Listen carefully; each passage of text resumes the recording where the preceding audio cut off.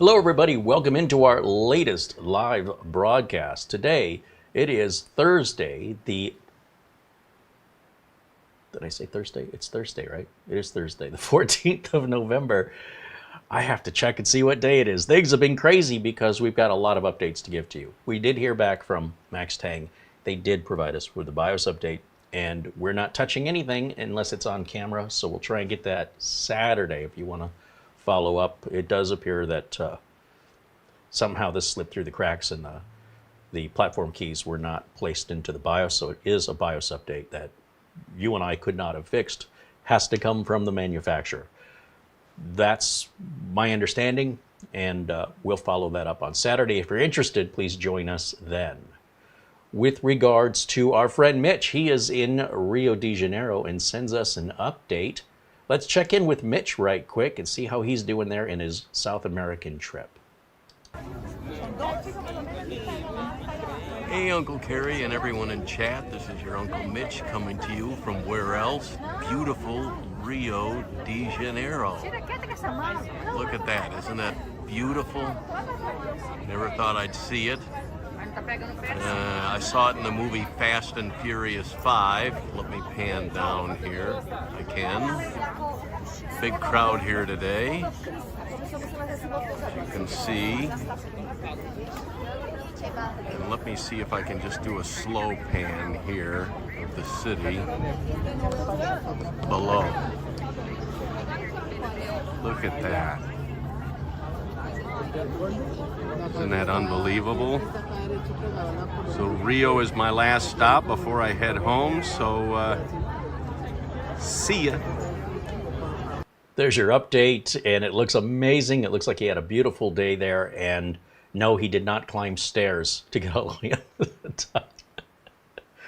Some people were wondering, I think you have to climb stairs to get, no, maybe a little bit, but not like, no.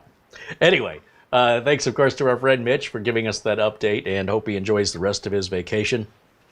I think he comes back at the end of the week. Oh, that's tomorrow. I think he comes back next week.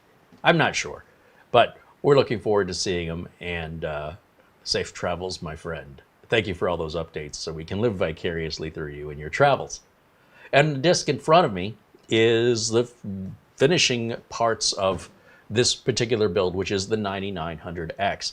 And we're using this, what's called Black Widow case, which I'll be honest, I thought this was going to be bigger and better built. This is a pretty cheap case. I mean, it's basically a hot dog case. The problem I have with it are the building materials and cable management seem non-existent with regards to how we're going to fit everything in here. With being able to close a side panel, I am concerned about.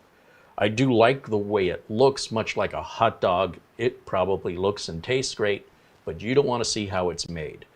On a basic build where we're just sticking with just a simple fan and a motherboard, probably cable management would not be an issue.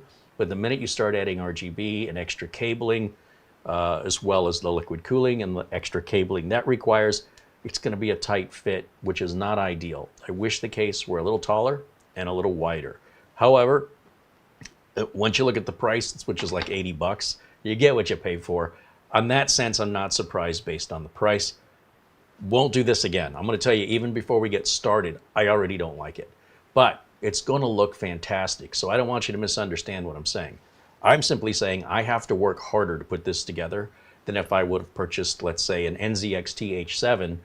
It would be a much faster, smoother building process and cable management process. There are a lot of other cases on the market besides the H7 that I'm familiar with that I know would make my job so much easier. If you like a project and you like to take your time and weave all your cables and do all that, well, you'll have fun with this one for sure. For me, I want to get it done. I want it to look great. I want to move on to the next one. There's always another one behind that one waiting and one behind that one waiting. So I have this constant pressure to get it done and move on to the next project because we still have the Ultra 7 to build, we have the Ultra 9 to build, we have the Max 10 to get back to, and we have just a number of other video projects coming up, including, I was informed today from our friends over at Minisforum that they're going to have a Black Friday sale. And I said, well, I'm trying to think of a way that I can include you guys in this where you get a chance to buy something before it's sold out.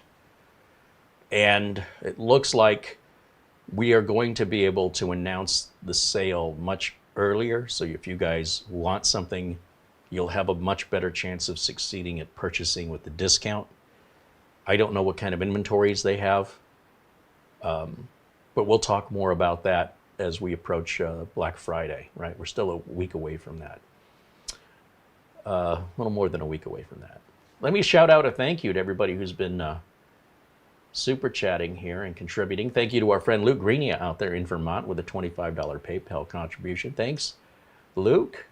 Our friend Alan Lindus there in Casa Grande, Arizona with $7.77 in super chat. Says my usual fee.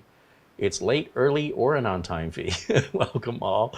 Thank you, Alan. There's our friend Buster. Peter Laycock joins, excuse me.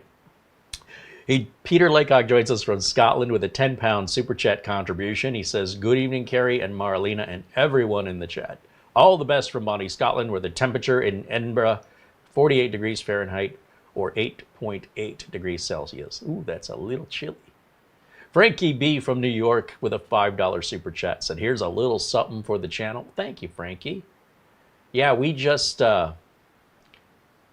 spent some money at Amazon for the Ultra 9 build coming up with the Asus ProArt, and that is going to be a massive workstation computer, just shy of, say, Threadripper or a Xenon. You're right there, right where the changeover begins. So I'm really excited to put that together, and although it has no RGB in it, which I love, I know Mara will be torn because she's going to want that much power, but she also likes an overindulgence of RGB everywhere, anywhere, and all at once.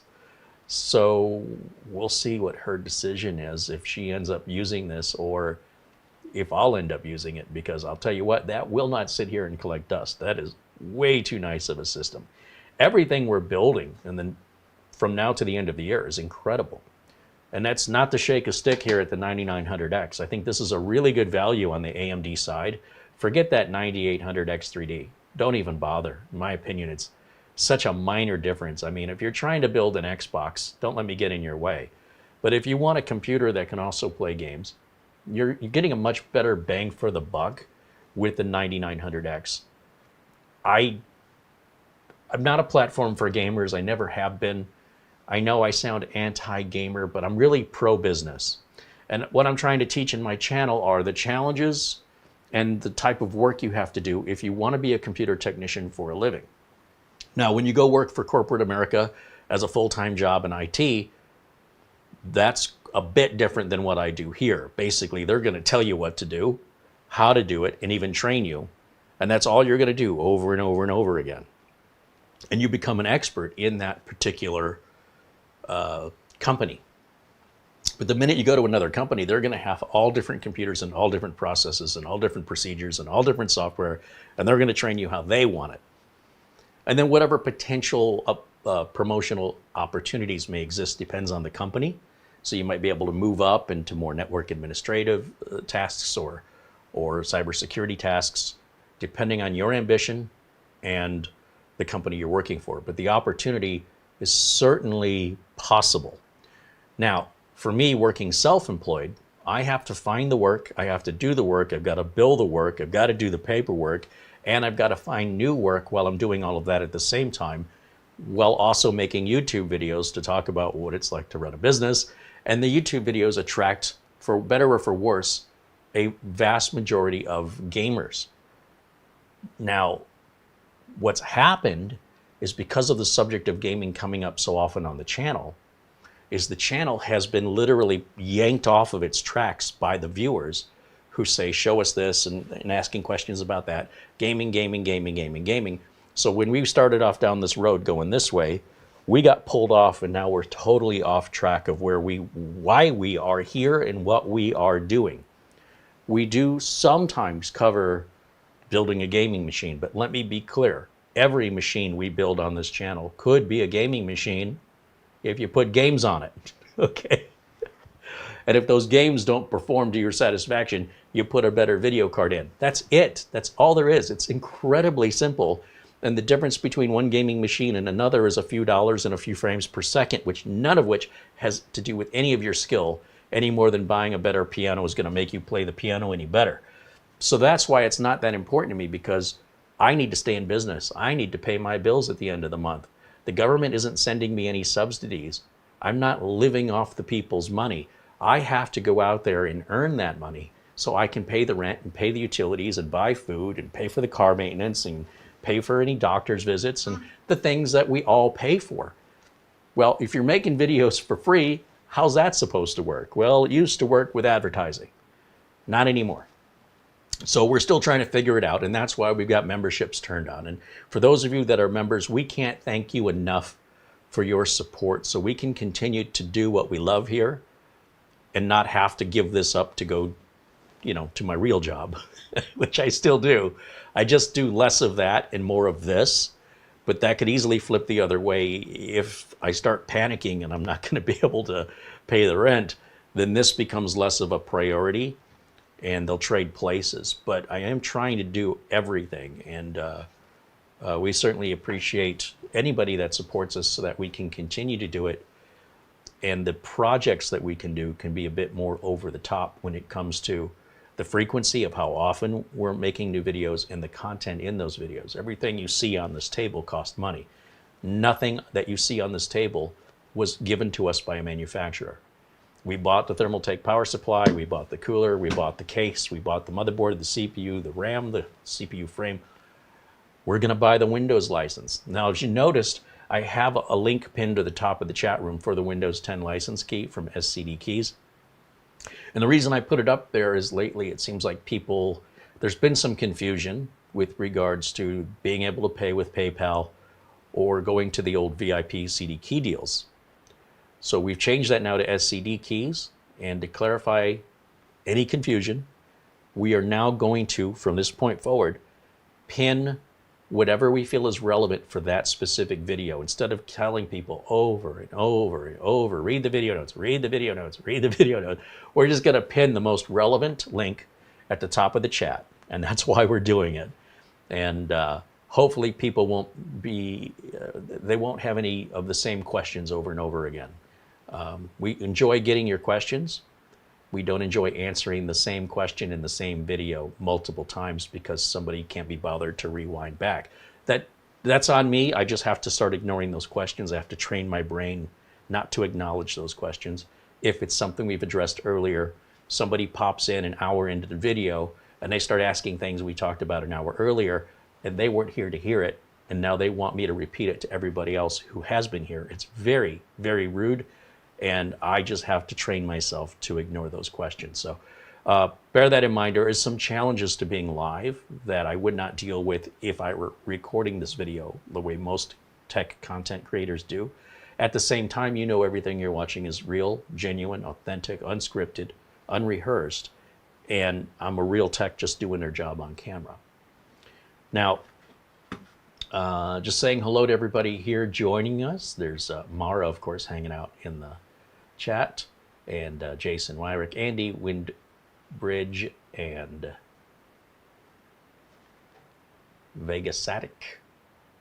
There's Hello World saying hello, and Ryan and Ron Makura joining us. Ron joins us from England.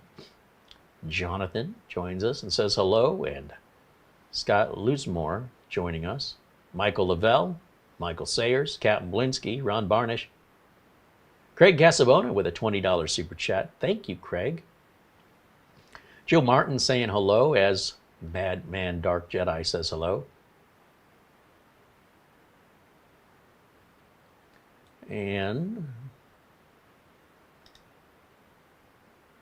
Robert Halter says hello. But Bill Knott joining us here in the chat. We encourage you to come on into the chat and say hello. We absolutely love to have kind individuals joining us here in our live chat room. So if you're a kind individual, come on in and say hello. We'd love for you to join us.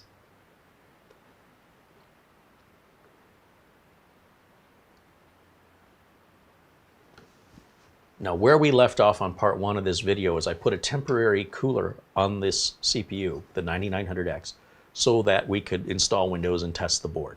That needs to come off. This cooler needs to go in. The power supply needs to go into this case. And as you can see, my bench is completely jammed up.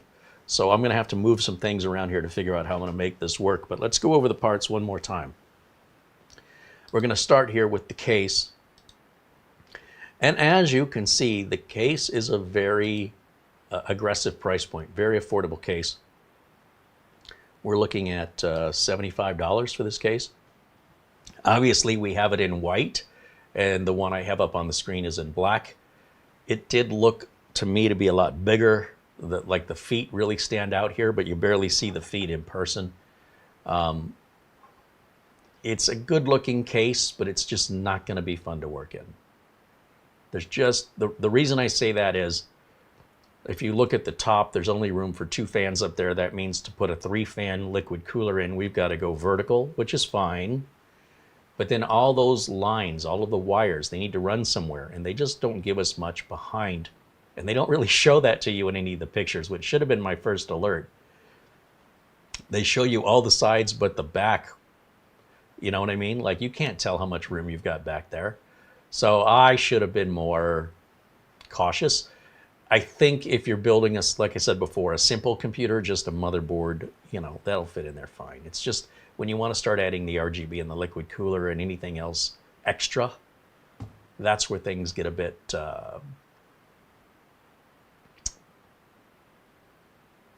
difficult when it comes to making it all fit with the cable management. Now, the power supply is also a white matching power supply. This is the Thermaltake Toughpower GFA3. They call it the Snow Edition. It's an 850 watt power supply.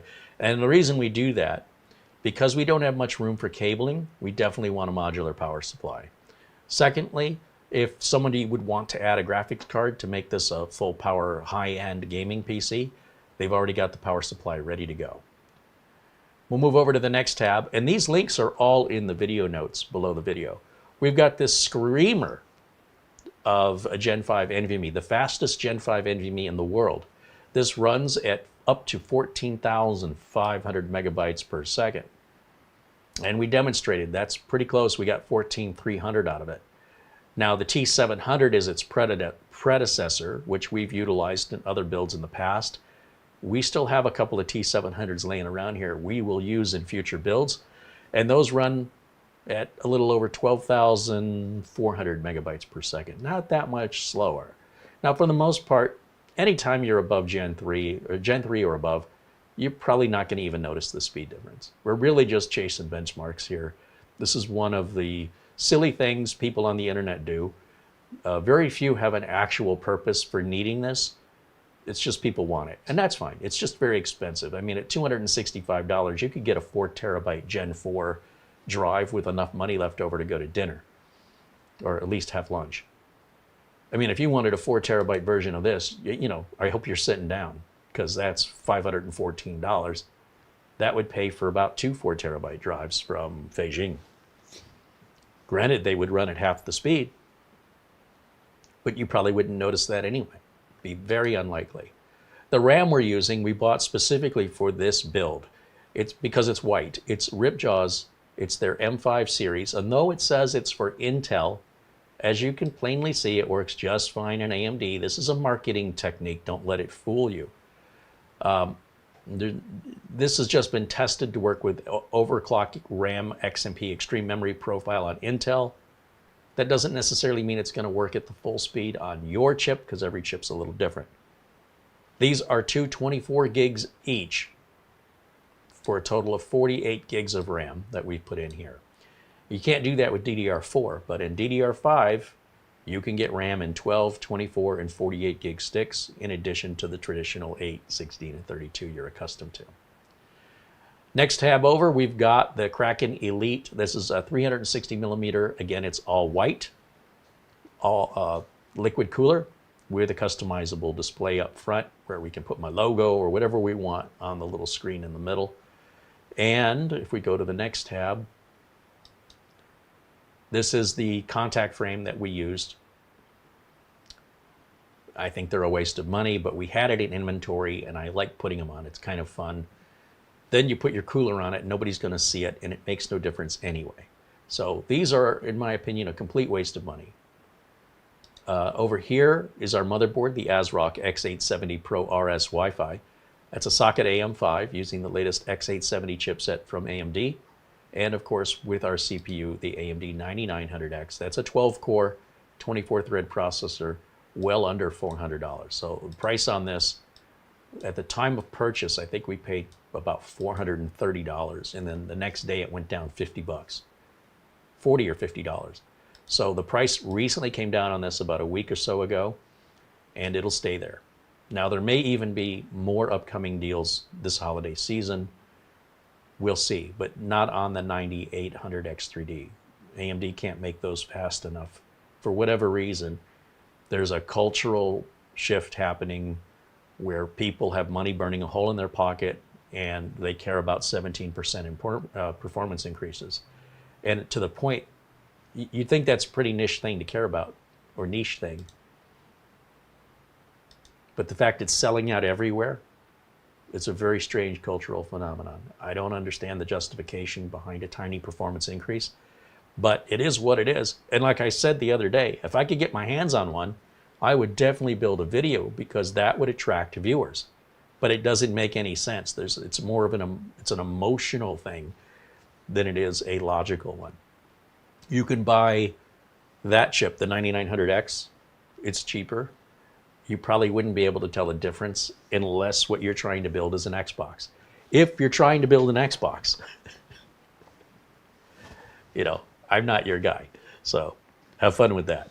In the meantime, let me jump back over to the chat here right quick just to see what I'm missing, and then we'll start to organize this workbench a little bit. I got to figure out what I want to do first. So I suppose I need to prep the case, and we can do the power supply first. So I'll just take these here and I'll just set them down. Yeah, I'm definitely going to have to get a bigger bench. We'll set these down here. And I want to be careful with this. This came with the case. This looks like, oh, I bought this separately. This was, my understanding was the case had the ability to have a USB Type-C front port connector, but it was, I think, yeah, there's got a rubber plug in it. And the idea was you could buy this little adapter that would screw into the top. You would remove the little rubber cover up here. You would install this and then wire it to your motherboard as though the case came with a USB Type-C. I'm not even sure these two things go together, but clearly it's made for somebody's case, and it includes some screws. So I don't know. This is a first time for me doing, you know, adding USB Type-C up front as an option. $75, you know, what do you expect? We can go ahead and remove our plastic just so we can see a little bit better.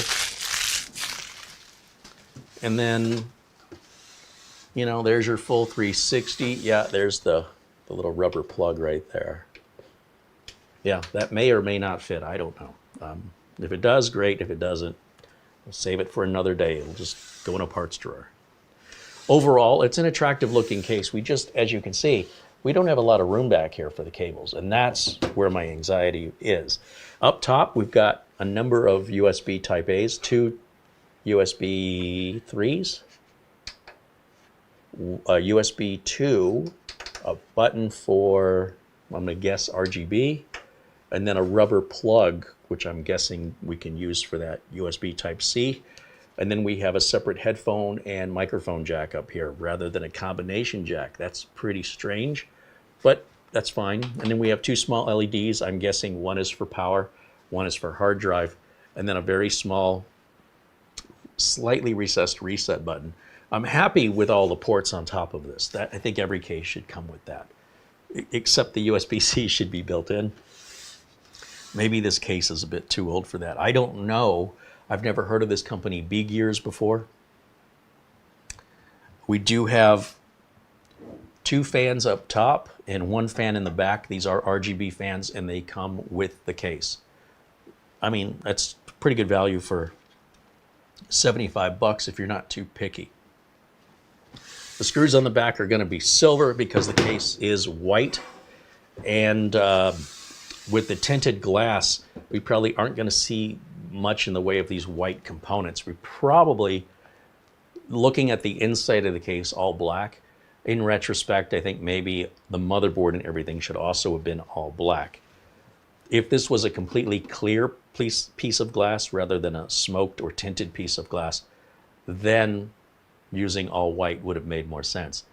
Nonetheless, these are the parts we have to work with, and it's purely an aesthetic. It has nothing to do with performance, reliability, or really even price.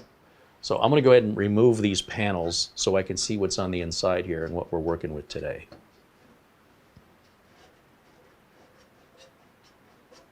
It does feel like the case panel screws are not captive, so make sure you don't lose those. And when we pull this panel off, and I'll just set it down here for now, and I'm going to turn this around so you can see that panel, just the way they shipped it, barely fit on there. As soon as I released the last screw, it popped itself off from the pressure of these cables pushing against it. Now we're going to add to the number of cables here. You understand what I'm saying? This is where my frustration comes in. Because if the manufacturer could barely get the panel closed, what's going to happen after we add a bunch more parts, a bunch more cables? Where are they going to go? So we're going to figure that out. One way or another, we will figure it out. But it already is a mess. If they just give us a little bit more room, if they could just make this case a little bit wider, I would have a lot less to complain about. All right, let's go ahead and get the glass removed.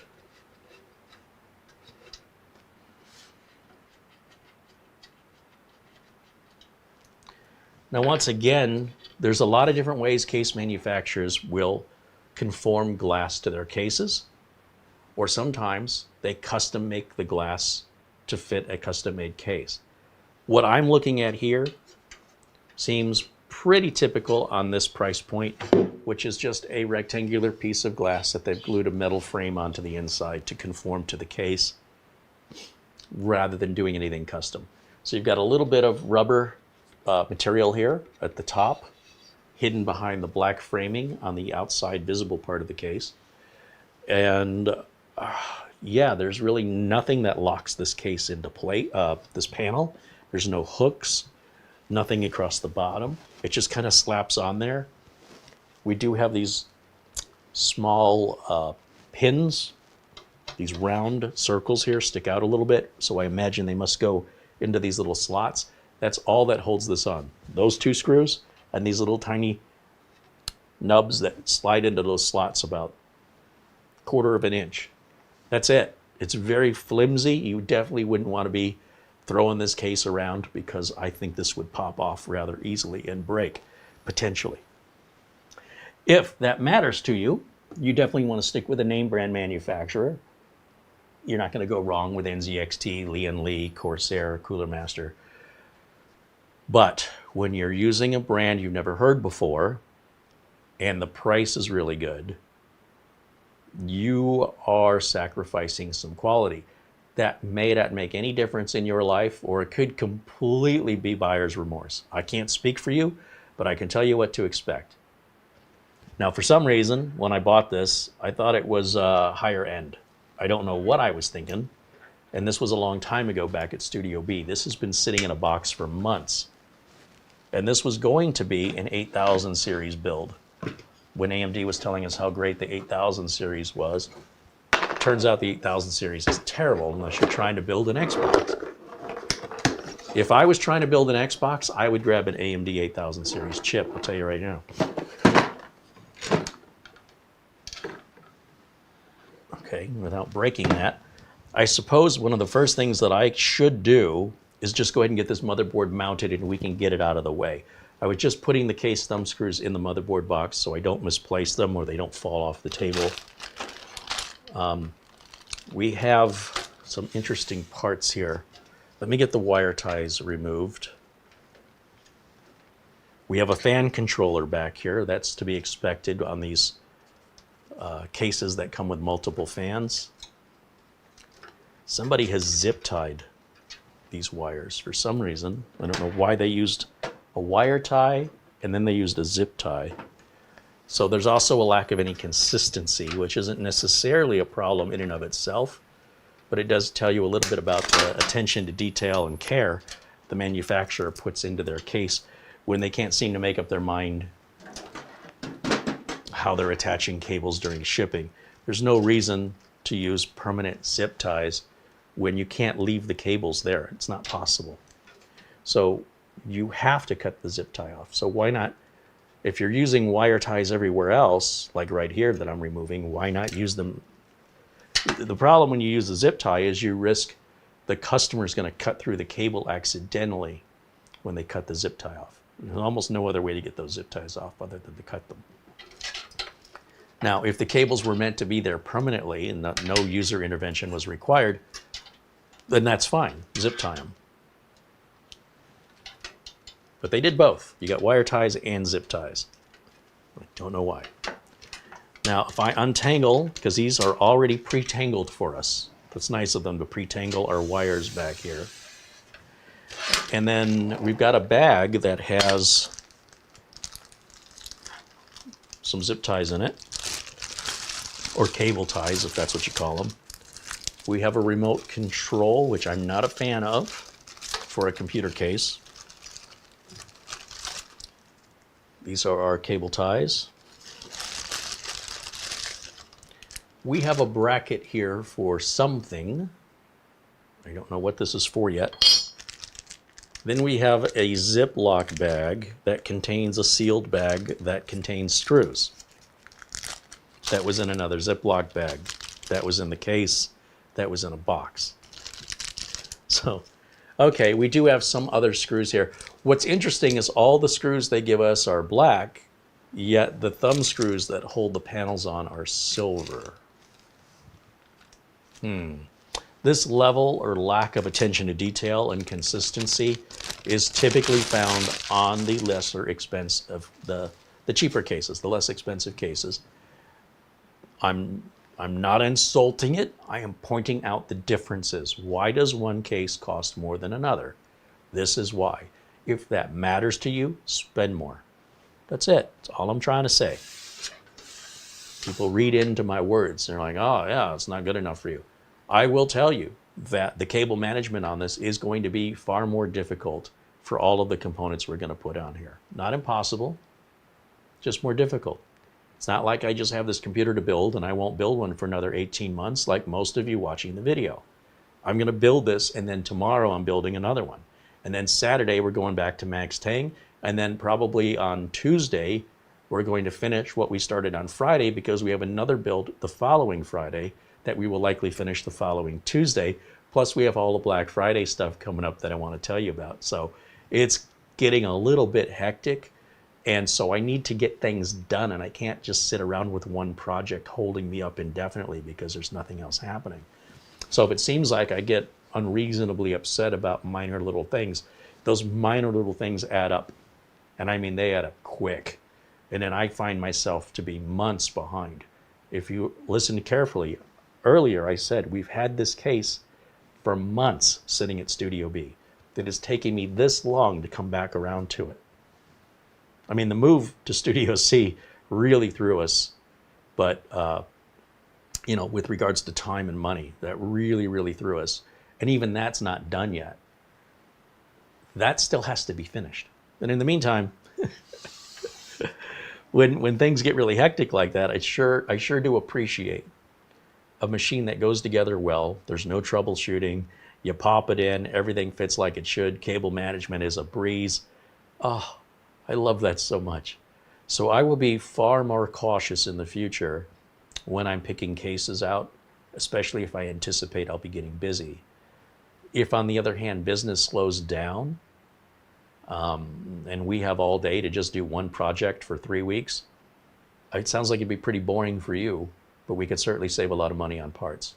So just, again, when you're buying parts for yourself, keep that in mind. Now, my first question is, do we have the standoffs pre-installed?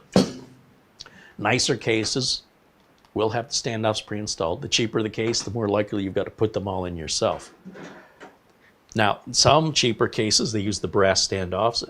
Here we're using painted black standoffs, and it looks like they're pre-installed halfway. So we've got 3 standoffs along the edge and along the middle, but nothing along the far end. And on the motherboard, we're going to need them on the far end. Now, a standard ATX case, a standard ATX motherboard should require 3 standoffs here, 3 standoffs down the middle, and 3 standoffs down the what'll be your far right. And that's normal. Therefore, any ATX case that's built with quality, like NZXT, Cooler Master, Corsair, Lian Li, they'll already have those in place. And the only time you adjust them is if your ATX motherboard doesn't conform to the standard, like some of the Gigabyte boards. I don't know if Gigabyte even still does that. Or if you're going to a different size board, like micro ATX or mini ATX, you're to move them. But if this was a micro ATX case, that'd be a different story. So because it's an ATX case, I expect it to have the standoffs already installed, and I expect it to have 9 of them.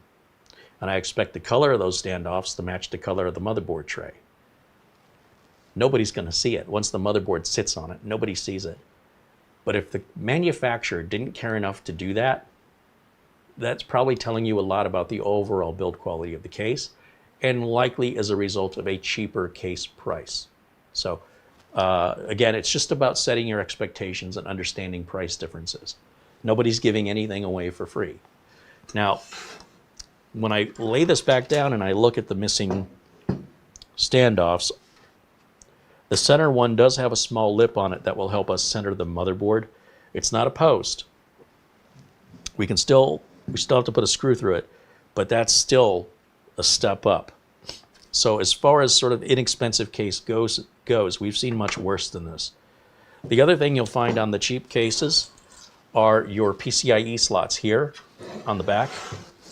These just bend and tear out. You literally bend them back and forth until they break and you throw them in the garbage.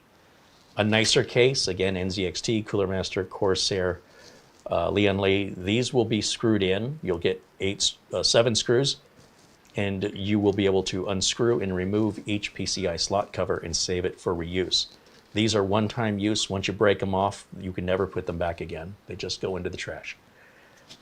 Again, it's a way they make the cases cheaper, fewer parts are involved, manufacturing costs are reduced. They can sell it to you for less money. If you don't care about stuff like that, save your money. If you do care about stuff like that, don't buy a case like this, or you're not going to be happy with it. Now, looking back over at screws, we have this little bag here that has 2 standard screws for some reason, regular case screws, and 3 additional motherboard standoffs. Now, what stinks is they should have given us an extra motherboard standoff. Giving us 3 is the bare minimum. That means there's nothing left over. So a regular ATX motherboard is going to take 9 standoffs. They've pre-installed 6, and it's up to you if you need the other 3 when 9 is the standard, which is what the case is supposed to support. And sometimes, usually, you get an extra 1 or 2 for various reasons. Maybe you strip one out, maybe you lost it.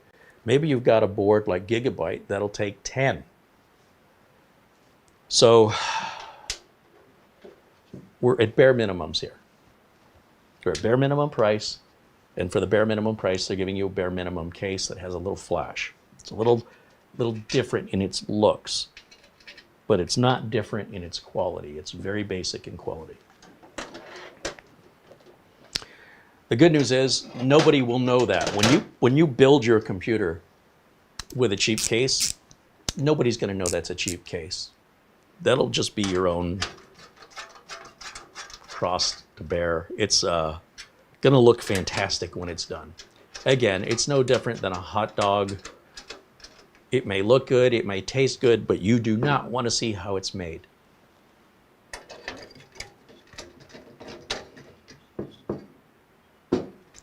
Now, they claim this board will support extended ATX, eATX, but I can't see how that's possible.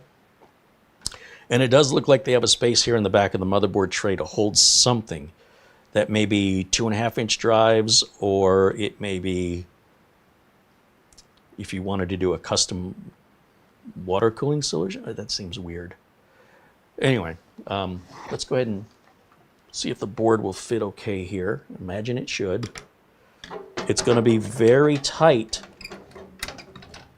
with regards to where the bottom of the board meets the bottom of the case and the top of the board meets the top of the case, because the case is a little short.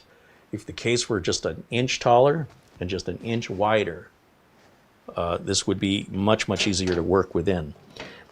One of the problems you're going to have is getting your EPS power connector up on the top right corner because of how tight it is. And you're obviously not going to fit any radiator up here. There's just no room for it.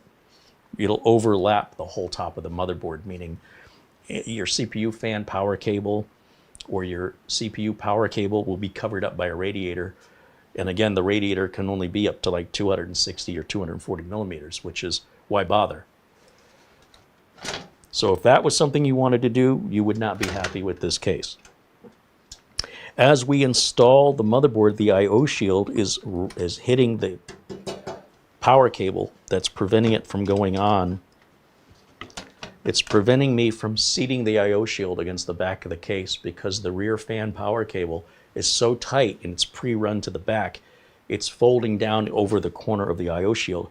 And if you force that, you will rip that cable or tear that cable, and then you're not going to be happy. Once again, these are the fitment issues that you typically don't have with a name brand case. So if you care about that, then you should care about spending the extra few dollars, because quite honestly, we're only saving about $20, $25 on this case compared to an NZXT H7, for example. And then depending on how much RGB it's got, you know, maybe a little bit more. Now, even though I tried to avoid getting the rear fan power cable in the way, you can see the rear fan power cables running across right there. And this is definitely something you want to check, double check, and be sure of before you start tightening things down. That's how tight this fit is. If you look right there, that is our fan's power cable that has wrapped itself around the end of the motherboard. And all you can do is either fidget with it until you can get that to fit. You see there are actually two cables. I was moving one out of the way, but there's an RGB cable and a power cable. And this RGB cable is very, very tight. Sometimes you just need to take the fan out.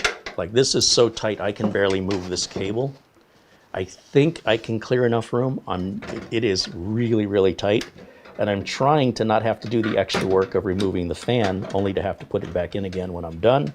And then try and fish those wires through that tiny opening between the top of the motherboard and the top of the case, which is really, really narrow.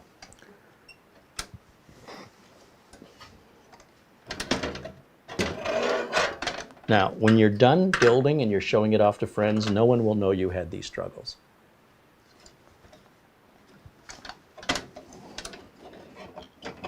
If you ever have to work on this case or upgrade it, it's just going to be tougher because of how confined everything is.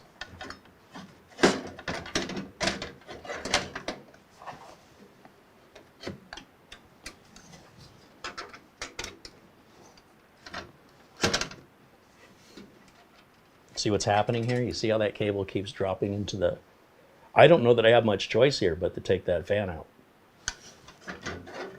Those cables are awfully tight. I can barely move them.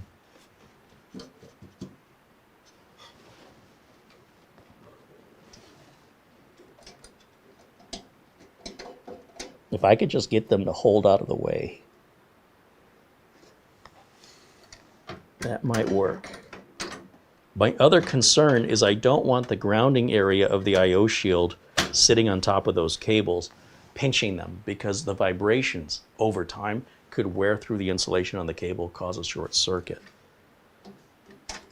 But it does look like both cables are free and clear of the I/O shield, but I want to just double check that before I tighten it down. Now, if this did not have RGB, we'd only be dealing with one cable, which would be a lot easier of a challenge to overcome than dealing with two of them. And the manufacturer has decided to make those pretty tight around the back. So I'm just trying to do this without having to tear everything down and rebuild it all again. I could, I just don't want to. Okay. Now in this bag, for whatever reason, a sealed bag, not the Ziploc bag, we have a bunch of screws all mixed together. Once again, when you buy more expensive cases, they may even come with a fancy little plastic housing with screws separated. Vantex will do that. A couple other manufacturers we've seen do that. If you're somebody that's going to be getting into the system and working on it, you're going to appreciate that. If you're just planning on building this and being done with it, well then I guess it doesn't matter. But now it's going to be up to us to figure out where all these screws go, because they're not labeled, they're not separated. They just grabbed a handful of screws. I'm sure they counted them out, but they just slapped them all together without any explanation. So the motherboard standoffs, I'm not exactly sure what size screw those use. Sometimes they use the finer thread, sometimes they use the coarser thread. So I have to experiment with that here to figure out which is which. With some cases, you get a separate screw for the motherboard, for securing the board. And you'll know because you'll get 9 of them. You'll say, why do I have 9 of this one screw? And so you can count them out and realize you've got 9 motherboard holes, and there you go. Kind of solves the problem. But here they're giving us a mixture of just regular, ordinary case screws, regular, ordinary optical drive and SSD screws, and then we have what appears to be a couple of, well, at least I thought I saw,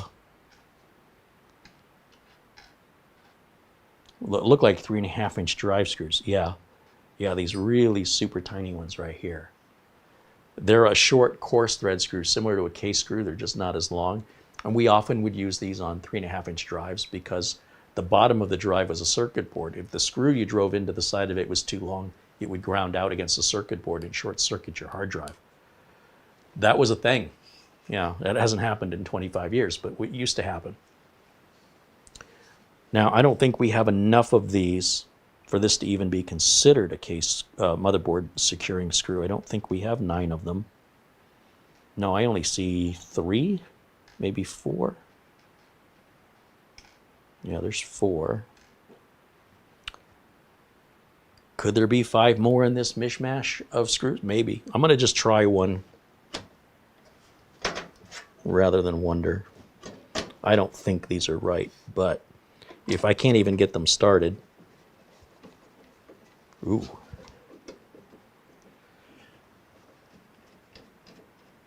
I can't tell. They are starting, but they are awfully tight. Let me try one of these fine thread screws that we typically use on optical drives and see if that kind of wobbles and goes sideways. No, it appears these finer thread screws that we typically use on optical drives and SSDs, they're being used to secure the board down. Okay.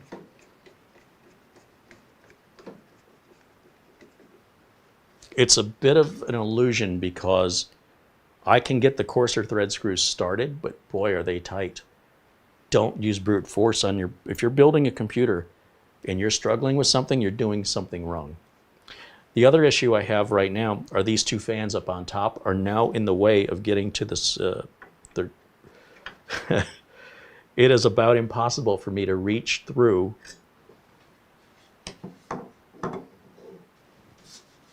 I need to place a screw. Let me show you.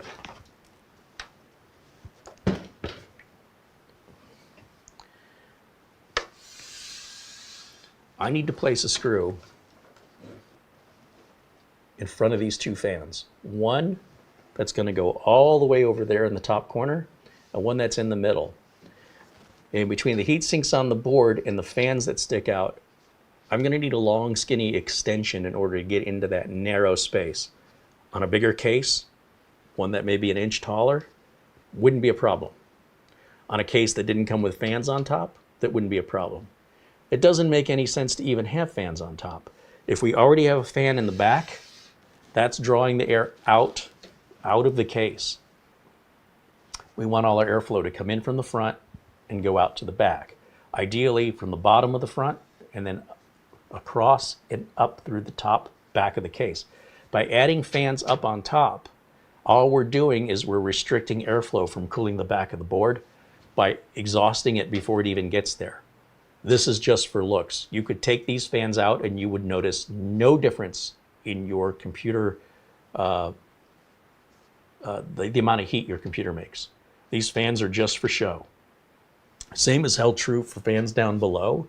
And the only exception would be if you had a graphics card and you place that graphics card, you know, typically it goes somewhere right underneath the CPU, then having a fan blowing across that graphics card or blowing up at it from the bottom, that absolutely can make a difference. It doesn't normally make a difference that matters, but it can make a difference that you can see in a benchmark.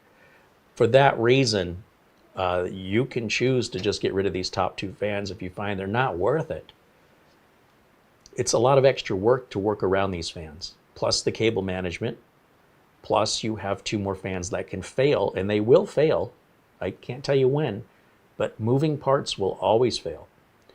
And then good luck finding one that matches without having to replace all three in order to get one that matches. This is, again, not typically found on name brand cases where standard name brand fans are being used. And it's not to say you couldn't find exact replacements for these. I just don't know where you'd look or what they're called.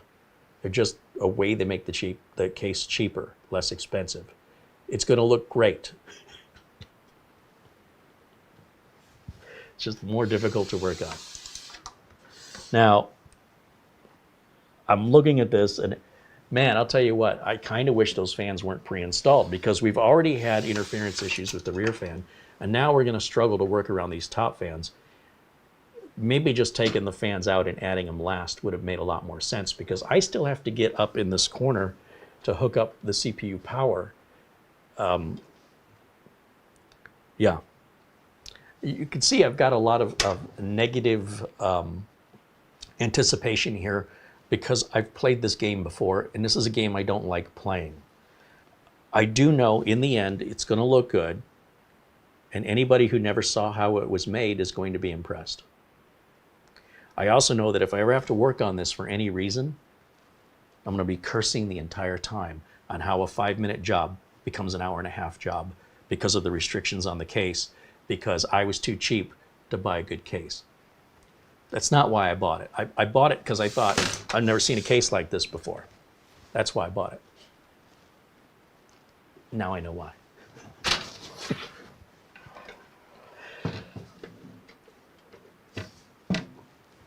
Now, once again, if you're somebody who's only going to build it once and you're done, like you don't plan on doing anything to it for years, this isn't that big of a deal.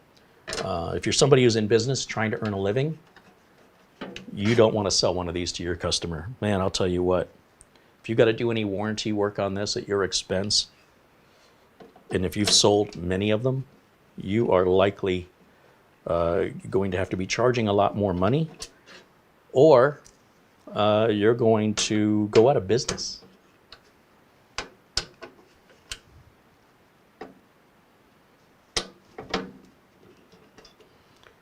I'm having a little bit of a hard time getting some of these screws to line up, so I've over-tightened the first three, which I shouldn't have. You need to keep them loose so you can move the board around a little bit. This screw does not want to go in all the way, and I don't know why.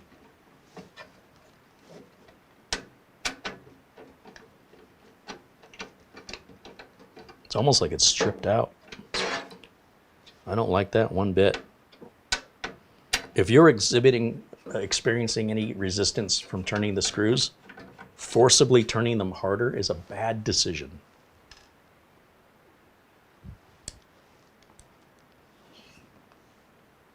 No, I already see a problem. We have 4 screws, 4 mounting points down this side of the board. 1, 2, 3, 4. That means we need an extra standoff. This board uses 10 standoffs. They pre-installed 6. They gave us 3 extra. We're still 1 short. It's not a deal breaker. It's not that important. But it shows you the attention to detail the case maker had when they designed the case. They give you no consideration, and they've obviously never built a computer in their own case, or never built several, right? Maybe they built one. We have no spare standoff for that hole. For me to put something in that hole means I need to use a nylon. First of all, I don't have to put anything in it, but I want to because I want to do it right. So we need a nylon standoff, and we used to use those. That's what used to hold motherboards in the 90s. I still have a bunch of them left over. So to put the nylon standoff on, I've got to remove the board again, add the standoff, the nylon standoff to the back of the board, and then struggle with this rear fan again to get the motherboard back in without pinching the rear wires to the fan. And then on top of that, I'm still going to have the struggle of getting the motherboard secured up top with these top fans. All stuff that would happen in minutes, maybe 90 seconds to put a board in. This becomes 10, 20, 30 minutes because we save some money on the case. So whether we pay with our time or we pay with our money, you are going to pay one way or the other. And then depending on how often you have to get back into the case to do any upgrades or repairs, well, the amount of time you're going to invest just gets more and more expensive in time. So what I'm going to do is I'm going to take the board back out because this literally and figuratively does not sit well with me. I'm already a little frustrated that that one screw won't go in straight. And again, you don't want to force anything. So we'll just take it back out, and we're going to repeat as many times as we need to repeat it to make it fit correctly versus just having it sit properly and putting it in once, which is what I'm accustomed to because I need to be profitable. I have to be able to not only build the machine quickly, it's got to be built right, and it's got to be easy to service. Now, what do I want to do? We don't even have a hole in the back of the motherboard tray for this mounting point that is right next to the Wi-Fi adapter. And this is not that uncommon to have a mounting point right there. Some boards have it, some boards don't, but this case gives you no option for that. Somewhere here in Studio C, I have a Ziploc bag with my little plastic, old-timey nylon standoffs, and I'm trying to think if I brought it over here or if it's on the other side of the room. I think it's on the other side of the room, so bear with me for a second while I step over here in this unexpected event.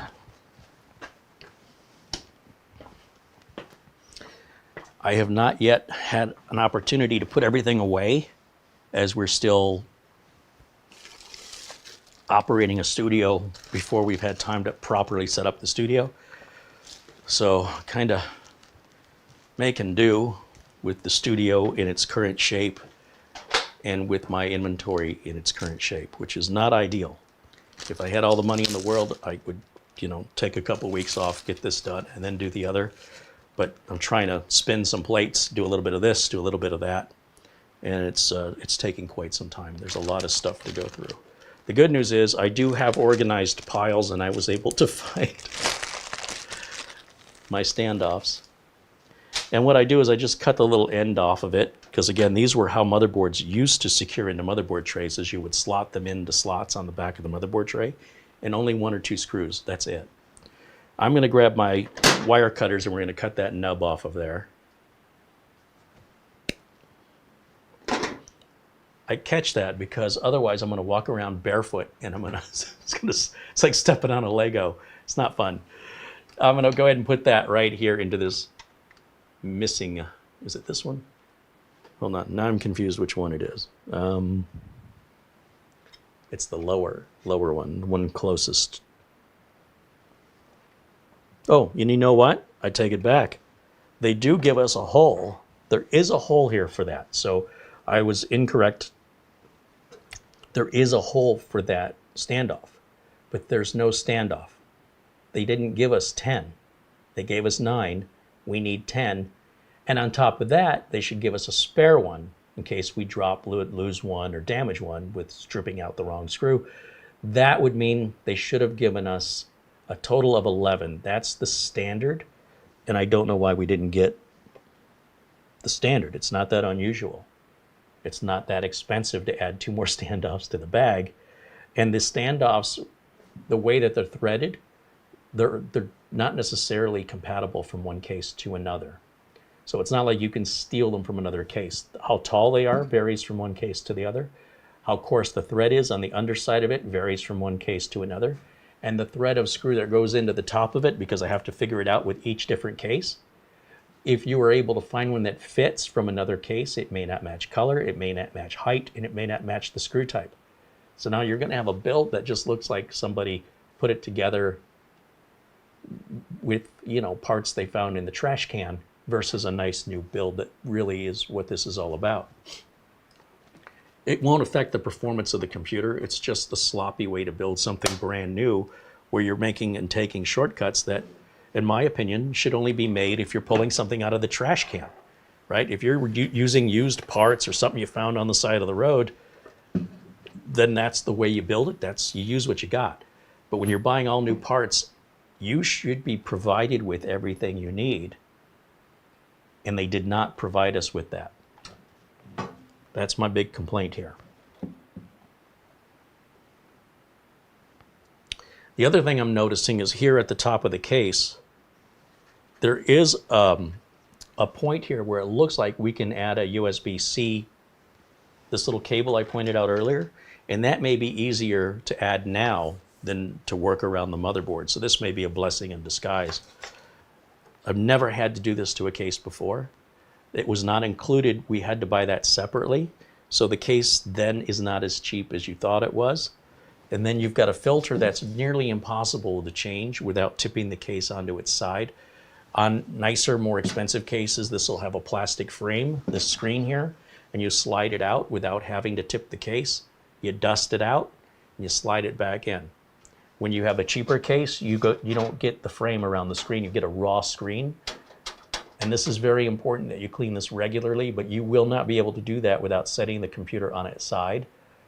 And again, it's just more time. Something I can do in 2 minutes is going to take 10 minutes or more on this case because I wanted to save money. Or in this case, I wanted a different design. I got a different design. Now, it's going to be hard to show you this, but right here, we have a spot that looks like this will fit. This little USB Type-C adapter looks like it goes right in here. And then on the top of the case, we have a rubber plug right here covering a hole. And I imagine we just pop this plug out. It is a thick plug, so that is much more difficult to remove than I thought it would be. But that also means that's good that it won't fall out on its own. As for how we're going to install this, again, I've never done this before, so let me see if I can figure this out. It's hard for me to demonstrate something I've never done before. So I need to focus on what I have to do here, and then I can kind of tell you about it afterwards. Well, I see a problem already. And that is, once this goes on, just verify this.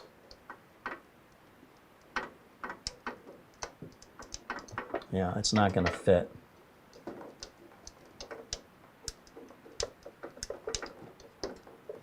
So this has holes on the side. And there are 2 plastic posts that are too wide to fit in these holes. So as soon as I seat this up against those plastic posts, I'm still a good inch away from the top of the case. It's not like I'm going to be able to fish a USB-C cable that deep. It's not going to sit flush with the top of the case the way the other USB ports do. And like I said, this was not included with the case. I bought it separately, which was advertised as something you could use to add to your a case that had this option. This case has the option, but apparently they've implemented it in a different way. I just want to verify again, because I haven't done this before, that I'm not looking at it wrong here or missing something. Let me grab my flashlight. Let me just make sure that That is the issue here. Because it has everything we need other than just it doesn't fit right. It's the right port to go into the right spot with the right cable.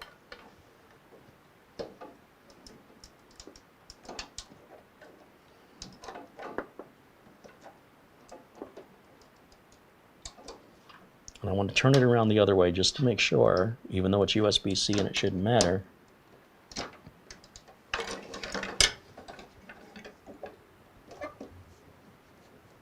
Now, we are still quite a ways away. Boy.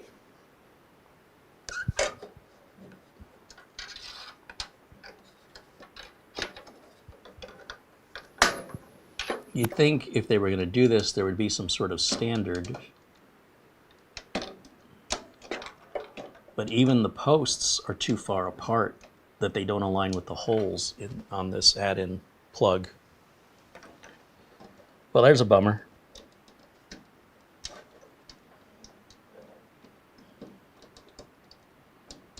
I really think it's a shame to put a board this nice into a case this cheap, because the board gives us the USB-C external connector. We'll never be able to use it. There's no front ports we can add to this. The cable management's going to be a nightmare. It doesn't line up correctly. And I think maybe we should stop the build, because the deeper I get into this and the more I find out about it, the worse it gets. So there was a part of me at first that said, okay, this has got to be a little bit more difficult than what I'm accustomed to. Some people are going to hear that as whining. How much harder is it? But now we're also removing some functionality.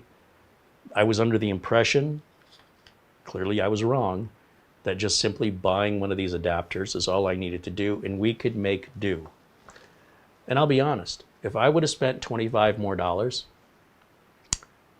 this would already be done. Basically, the board and the power supply would be in, and I'd be working on the liquid cooler right now. I don't even want to think about adding that liquid cooler at this point, because we're going to have to go across the entire front.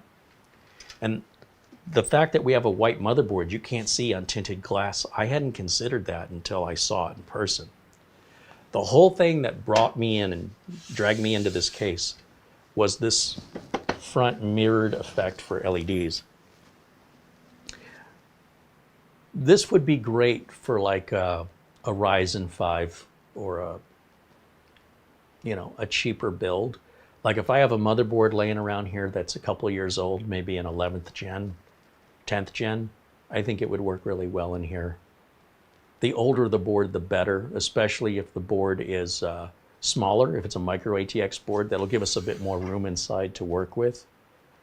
And if the board is older and doesn't have a USB Type-C, or USB Type-C isn't going to be as common as for an end user to want that on a cheaper computer than they would want it on a more expensive. So here we're paying for it, but we're not able to use it. I don't know that I've ever done this before, but I think we need to find another case and stop this build. This is way too nice of a machine, and I can't emphasize just how nice the 9900X chip is and what a value it is. This motherboard, this ASRock X870, is an amazing board. It's got a lot of ports on the back, and so to restrict ourselves from having access to some of the I/O defeats the extra money that we spent to do this. Pairing everything in the white color, right, from the cooler to the RAM, that we can't see through a smoke glass cover. No, I think this case needs to be used on a cheaper build. So if I had something laying around here that was older or more budget oriented, it would more likely fit with the budget orientation of the case. But we're mixing some high-end, not high-end, but medium end, the high side of medium, not quite extreme, with one of the least expensive cases with this number of fans you can buy. And by adding all of these extra things, we're also going to run into some cable management frustrations that even the manufacturer had shipping it to us empty.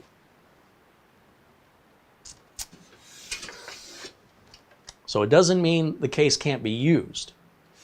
It's just these aren't the right parts to put in here.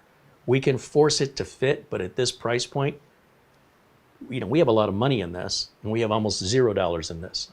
When you compare the cost of the RAM, processor, motherboard, power supply, and cooler, you were looking at an average of around $300 per part. This is $75. We did not match this up well. I did not match this up well. Now, originally, when this was purchased, it was going to get a micro ATX board in it. So all of my plans are thrown out the window. It was also going to run off of a stock cooler.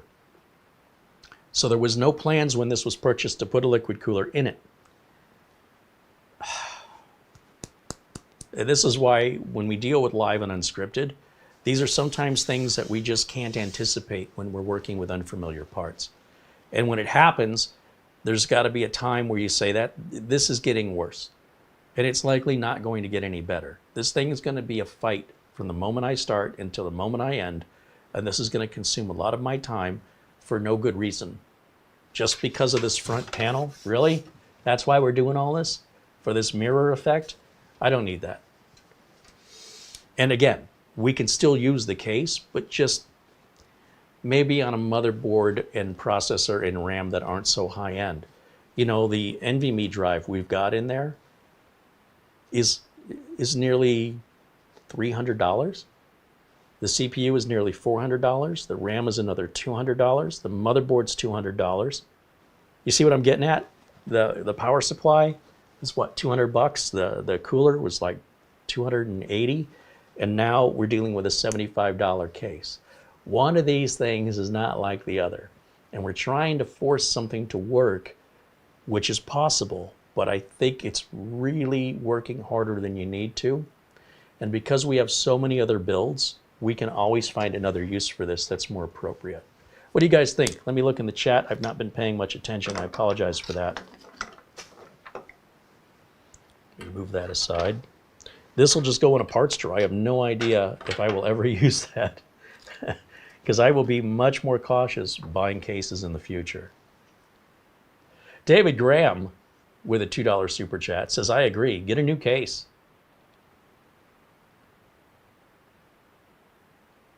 Frank Jimmy said, didn't Planet Cryo send you an Intel 11th gen CPU and motherboard? Did you mount that in another case? Planet Cryo sent me a fantastic Z590 motherboard, which is what I needed because another viewer named Thomas Kukela sent us an 11600K processor.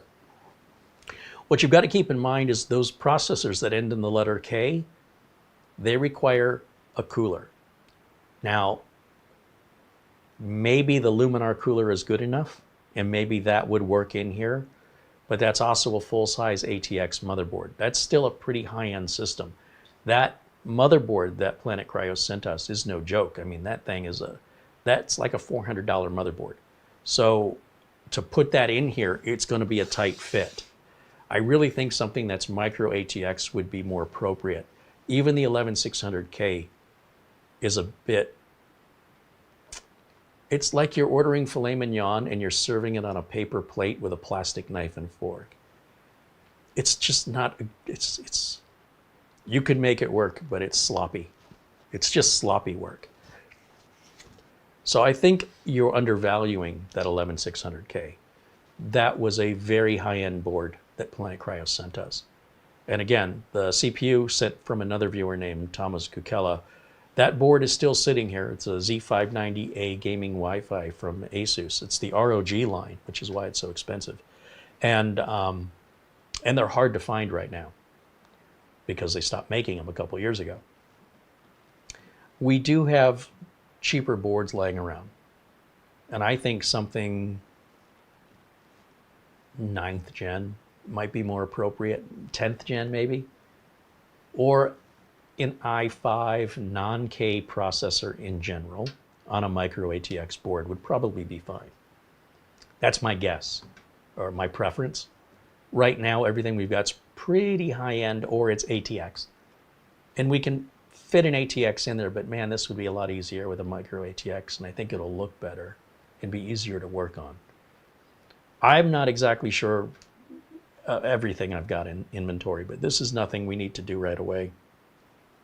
I'd much rather get this up and running first. This is an amazing performer. We have a lot of money put into this. Now all we need to do is put this into a nice case with a nice power supply. We'll still use the same power supply and the same liquid cooler. We just need to find a better home for it.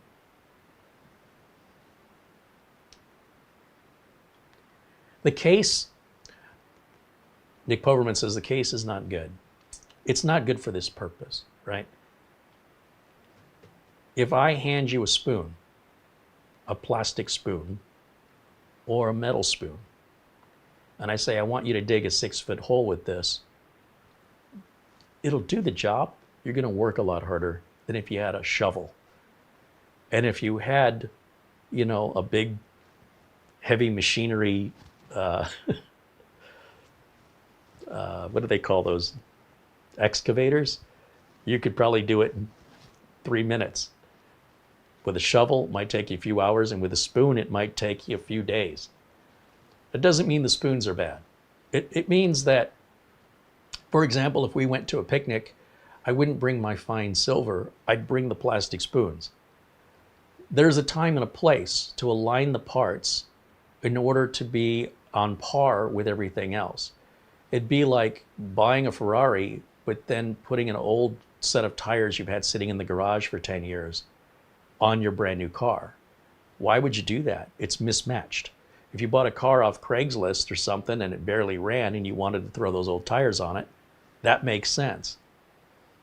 I like chocolate chips and I like pizza, but I would never want to put chocolate chips on my pizza. That doesn't mean the chocolate chips are bad, and it doesn't mean the pizza's bad. It's a bad combination. That's about the best way I can explain it. So as far as cases go, a $75 case like this would probably be fantastic in a $200 build. But on a $1,200 build, it's sort of like putting those old tires on a new car. You can do it. You shouldn't. You're going to work a lot harder. And any amount of work you have to do in the future for upgrades or modifications is going to be harder because of the restrictions in the case. Using older, cheaper parts means you're less likely going to be doing that because, number one, you likely don't have the budget. Number two, the machine's already old, so any amount of upgrading you can do is probably limited by its age anyway, right? How much RAM you can put in or how much storage you can add, et cetera, will always be bigger and more expandable the newer the computer is. So the older it is, the less likely those options are available at an affordable price. As I mentioned, just getting the Z590 board, they don't make them. Because they don't make them, they're profoundly expensive. You can go on eBay and find them all over the place, shipping from China, but you got to pay attention. Where's it coming from? Because if you get it from China off eBay, if you have any problems with it, good luck. You're on your own. And then that becomes the other aspect of saving money, is you get no support. Basically, it'd be like saying, look, if you want to get on this boat ride, it's $50. And we'll give you a life vest. And when we get in the water, we'll give you a wetsuit. We're going to rent those to you for $50. But if you want to come along for the ride, it's $10 or $15. And you go, you know what? I'll just pay the $15. Okay, for the $15, you're getting no life preserver and you're not getting a wetsuit. So if you want to get in that water, it's freezing cold, but you want to save the $35, have at it. And if you're struggling to drown, you're on your own. We're not here to support you. So if that's what you want to do to save money, you're on your own. You pay a little bit extra, you get that support. And if you're somebody who feels like you don't need support, well, knock yourself out, save the money. On the other hand, if you're somebody who wants something that looks fancy, but at a budget price, I can take the body panels off of a car and make it look like a Rolls Royce on the outside when it's really just a Buick on the inside. People can tell. Okay. Anyway, I just think there's a lot of people that have unrealistic expectations. Why would I pay $150 for a case when I can get one for $75? Why would I pay $50 for that boat ride when I can do it for $15? This is why.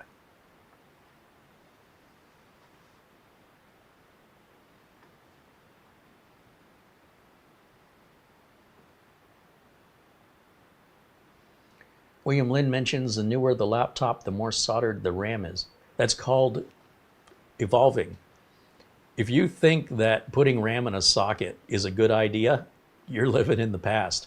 The reason they solder the RAM on is it's far more reliable, it's faster, and they can make the laptop thinner while reducing the cost of manufacturing and parts. You are far less likely to ever have a bad stick of RAM. You are far less likely to have a RAM compatibility issue. And we're reaching a point where this idea that more RAM is better, that ship sailed more or less years ago. People are adding more RAM and getting faster storage than they'll ever use. Right now, today, based on everything today, you'll see a computer that has 16 gigs of RAM and you might turn your nose up at it. But when you look at how much RAM you're actually using on your machine, there's a very good chance you're not using more than 16. Very good chance. And this idea that I'm going to spend more money that I don't need to spend to buy some product I don't need to buy because I'm getting brainwashed by the internet from old obsolete information that used to be true, well, that's a battle I'm fighting here. And that's what I'm doing when I make these videos, is to try to make sure everybody's keeping up. Keep up. We're not last year anymore. We're not 2 years ago anymore. This is the way we do it now. It is not inferior. It's faster, more reliable, and cheaper. Why would you not want that? Well, because I have to add RAM. No, you don't have to add RAM anymore. That was a thing back in the day. That's like people that would add multiple hard drives because they never had enough storage. You don't need to do that anymore. The only people that need to do this are a very tiny fraction of specialists or enthusiasts who find it either necessary or fun, but 99% of us out there, and probably nearly all of you watching these videos on YouTube, are wasting your money, in my opinion, because you can get much bigger storage, much cheaper now, and much more faster RAM in a smaller package for less money than you could ever in the history of the computer today. So to hold on to this old thought process, that is what's keeping you behind, right? So when I see a laptop with soldered RAM, I'm thinking ahead. I already know I don't really use more than 16 myself. And the most I can get on a $3,000 Dell XPS laptop or Samsung Galaxy Book 4 or 5, 32 is it. That's as high as they don't offer it any higher. Why do you think that is? There's a big misconception about what these parts are doing for you versus the placebo effect that people have when they spend money and think it's making things better. And if they truly believe it is, then I guess there's no harm in it. They're not hurting anyone, but they are, in my opinion, completely wasting their money. Very few people ever really benefit from upgrading their RAM. Unless you've got 8 gigs of RAM, you likely won't see any difference at all. Likely. You might be an exception, but the people in your life, your friends, your neighbors, your parents, no. Your average computer user sitting in an office, no. You'd have to be a specialist of something. And that specialty would have to be one that benefits from more RAM. So you've just narrowed yourself down into a category that's quite narrow. That's not to suggest you're not in that category, but chances are you're not. But if you're fighting me on this, if you're saying, no, you're wrong, well, keep spending your money then. I don't mind. It doesn't bother me. But for everybody else who sees other people spending their money, you don't necessarily need to do what they're doing. Think for yourself. Don't follow the sheep. And if you have an actual use case that you can justify, have at it. But very few people actually justify the use. They've got the money, they've got the time, and they truly believe it's making it better because of a benchmark, but it has nothing to do with how they use the computer and how it performs in reality. We live in strange times. Steven says, I've been watching your channel since COVID. I learn a lot from you. Right on. Well, thanks for hanging out with us. We're glad to have you here.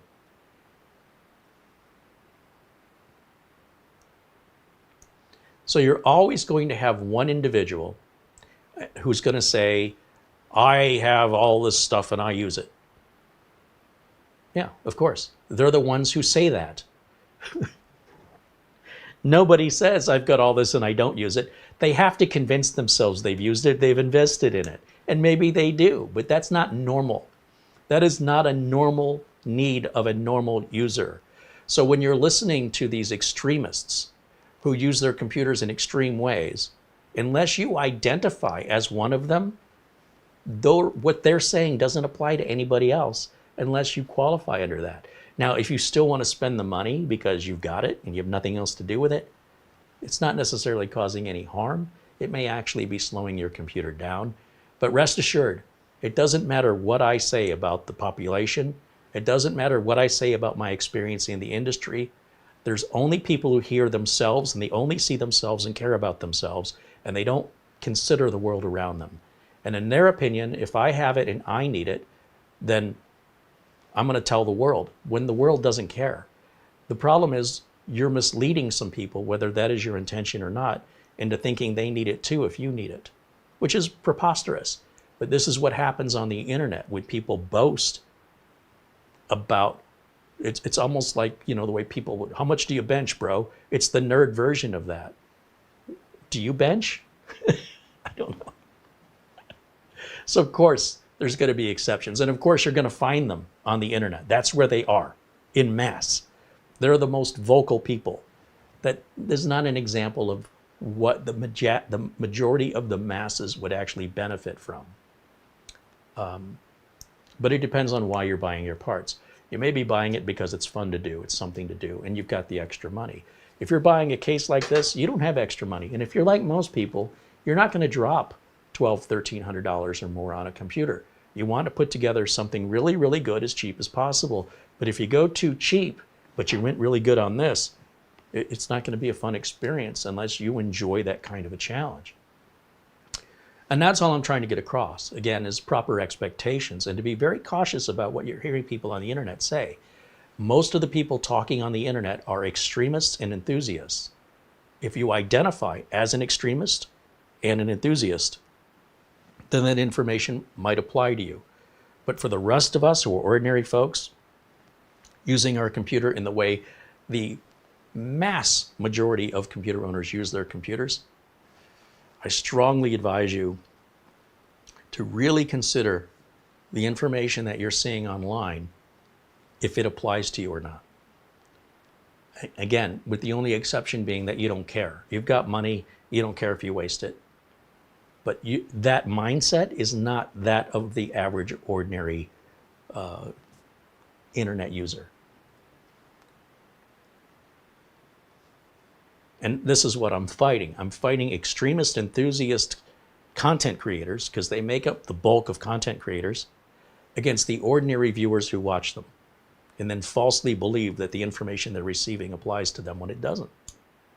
That's my battle. That is my daily battle here. Let's bring it back down to earth.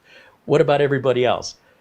If you're an enthusiast, you have all the content you'd ever want. But if you're a regular folk, how can you tell the difference? I don't know. Usually it's based on money, and it's based on big numbers of RAM, big numbers of storage. Most of the time, it's just not applicable to how you use a machine. At the end of the day, you're responsible for your decisions, of course, but I want you to be aware, right? And consider and treat the information based on its source. And if that source was an extremist or an enthusiast, well, just keep that in mind. Tim Francis says he's been watching for about 15 years. Right on. Thank you, Tim. Yeah, that is my constant battle over and over and over again. Extremists. Now look, if extremists made up the majority of computer owners, that'd be a different story. But they're a little teeny tiny little cutout of overall computer ownership around the world. But they have 80% of the content online because they're more likely going to be the people who post it. But they're not 80% of the viewers. 80% of the viewers are regular folks. So you're being misled by information that you think applies to you. It's like recommending hiking boots for Mount Everest. If you're not hiking Mount Everest and instead you're just hiking down the field, you don't need to buy this $2,000 pair of extreme hiking boots that the extreme hiking enthusiasts are promoting on their YouTube channel because they're going to Everest. Do people go to Everest? Of course they do. Does everybody go to Everest? No, very few people ever go to Everest. And unless you're going to do something that extreme, then those really extreme hiking boots really aren't going to benefit you. You might buy them because you've got the money and you like the idea, I got these extreme boots, but you really don't need them. That's all I'm trying to say. Consider the source of information that you are receiving to determine if it applies to you.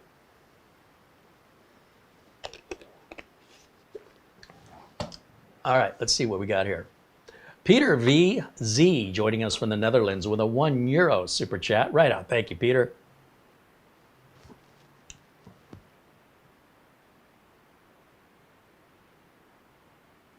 Jerry Kelly says, I bought Office 21 and my computer died, so I need to know where to download Office. Please help me. I think a quick Google search should resolve that, or wherever you bought your Microsoft Office from would have included a download link.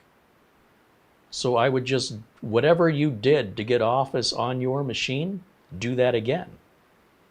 How did you put it on there would be my question, because that's the same way you're going to put it on again. So I'm a little confused about the question. We do have links to SCD keys. They do sell Office 2021 keys. But the Office 2021 is like $120. That's the discount. Microsoft wants about $600 for it. If you have purchased a legitimate Office 2021, then you have a receipt or you have a record of that transaction. If you don't have it, the purchaser you bought it from will. And if I were you, I would contact them.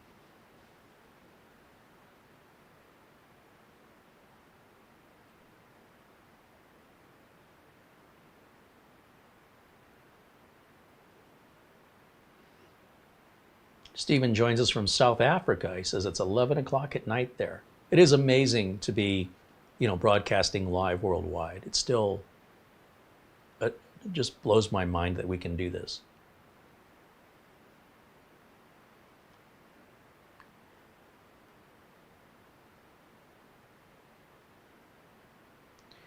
Now, the next question is, what case should I get? I definitely want a white one, and preferably one that has a see-through glass panel so we can see all the white on the motherboard, not something that's smoked or tinted.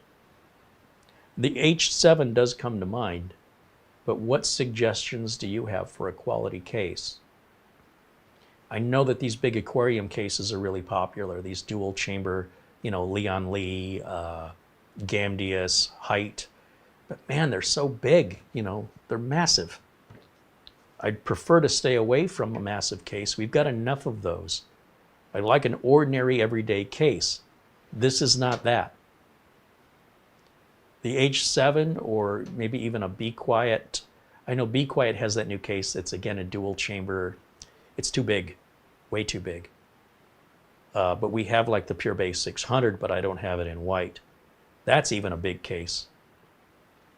But that would be as big as I would go. We've got the Cougar case. That's, this wide. So I don't mind if the case is deep. I don't mind if the case is tall. I don't mind if the case is wide, but I don't want tall, wide, and deep.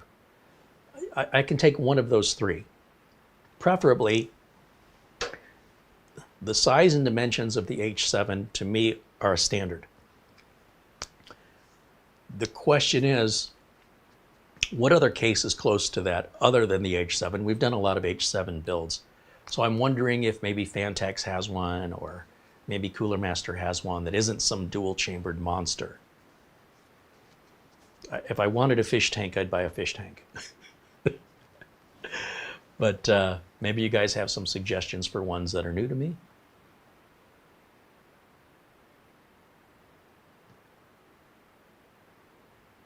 David Graham says you should take out the fans for less cable management. Well, I mean, I paid for the fans, right? So the idea of taking them out, then what do I do with them? And why did I buy them? I just think using the case for a more appropriate build makes more sense. Fred Sunderman joining us from North Haven, Connecticut. Welcome in, Fred. Of course, our friend Mark Gaines hanging out there in the chat room. There's Easy Otter. Captain Blinsky saying hello.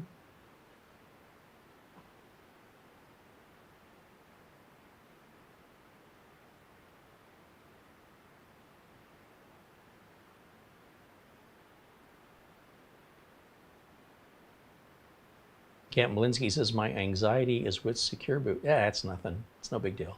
Like I said, on that Max Tang build, they did send us a BIOS update. They were very quick to respond to us, which is good, right? It's that support.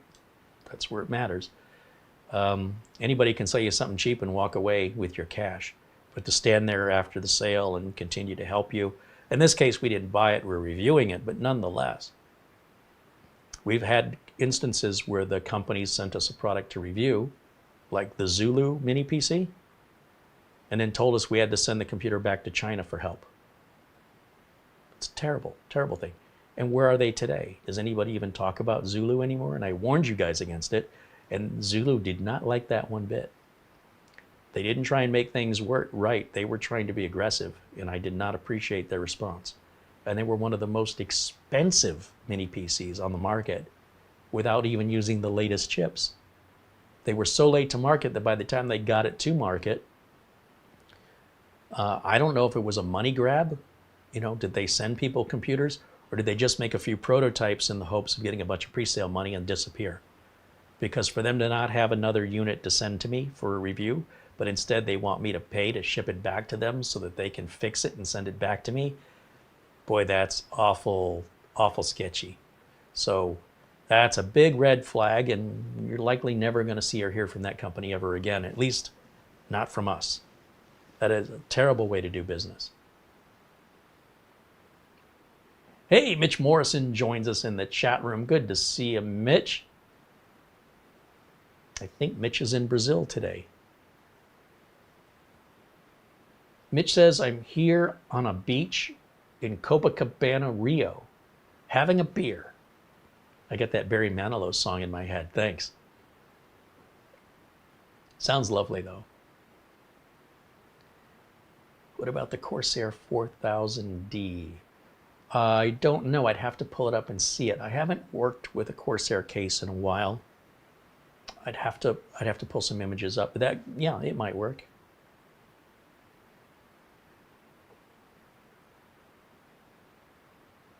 We showed your video of Rio de Janeiro earlier, Mitch, if you didn't see it. We did that right at the beginning of the video today, and thank you again for sharing some vacation clips with us.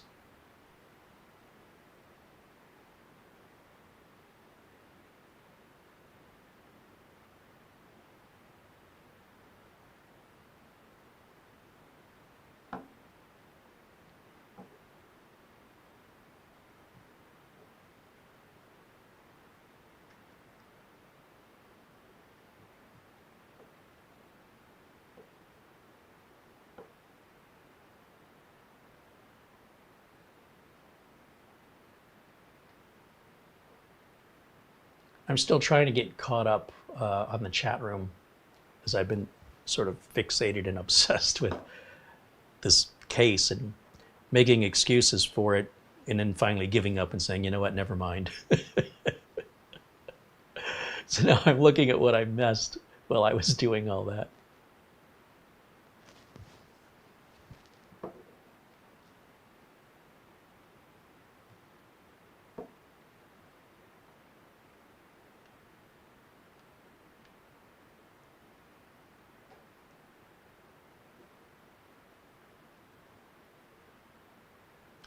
There's some discussion of Spotify now doing video blogs.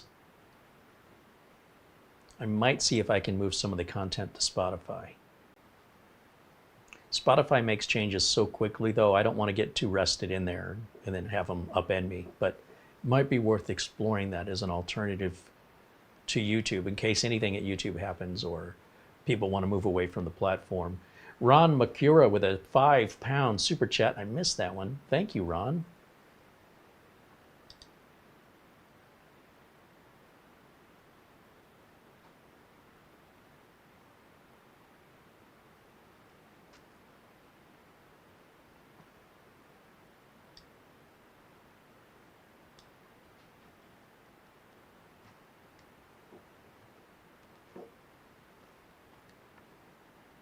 Lou Greenia says he likes the Leon Lee 011 Dynamic EVO RGB. It's a medium case.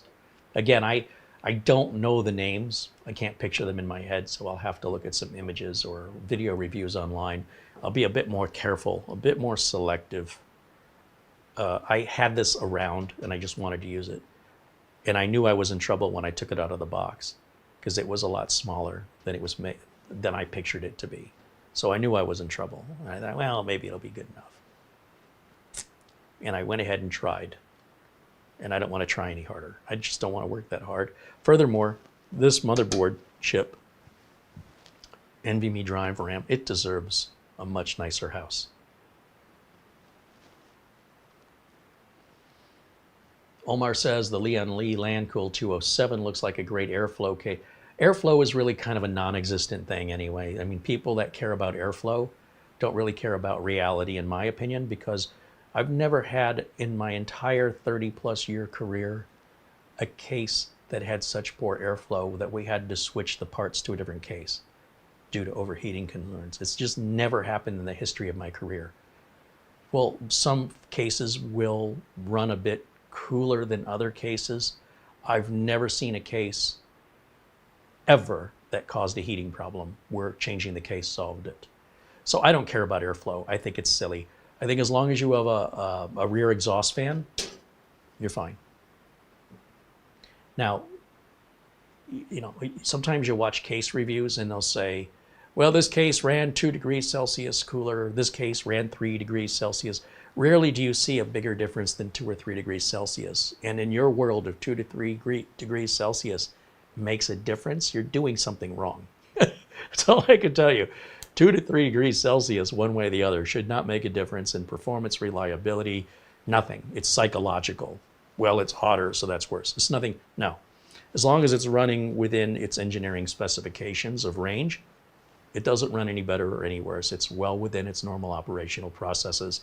And trying to improve on that the engineers working as a team together, college-educated engineers working together in a corporation for all environments and humidities and temperatures and atmospheres. You're going to improve on that? Okay. So I could appreciate, hey, it's got good airflow, but honestly, I think it's a silly thing to, it doesn't match reality for me. It's not like we're battling cases that have bad airflow. So to say this one has good airflow and this one has bad airflow, who cares? It really makes no difference in the operation of the computer. And I've never seen that make any difference in my entire career. So I wouldn't obsess about it if I were you, but you do you. What I care about is how easy is the case to work on? What about cable management? How expensive is it? And how big and heavy is it? I don't want to have to lug something around. That's why I keep going back to that NZXT H7, something around those dimensions, but different. So we're not just building in the same case over and over. That's kind of what I'm looking for. And so, yeah, that may be that case that you're describing, regardless of airflow, you know. Just like the NZXT has the airflow edition. If I pick that, it's for the looks of the mesh front. I'm not buying it because it's going to cool any better.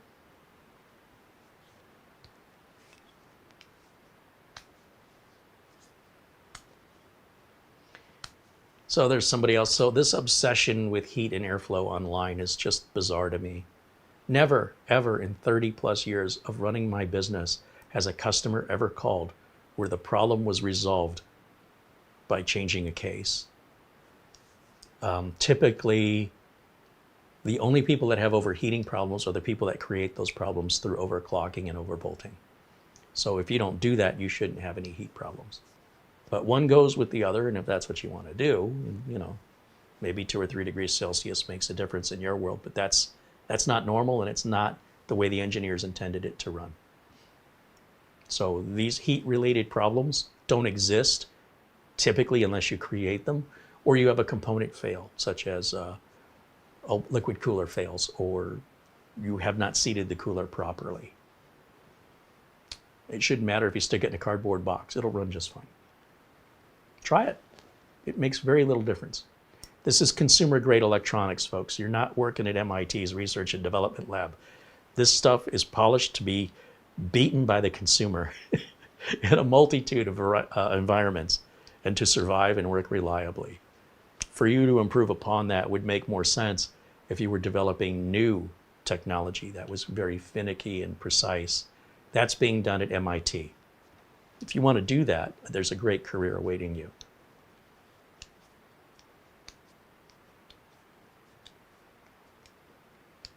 Paul Connolly said, I remember worrying about airflow when I was still building on customer premises file and application servers.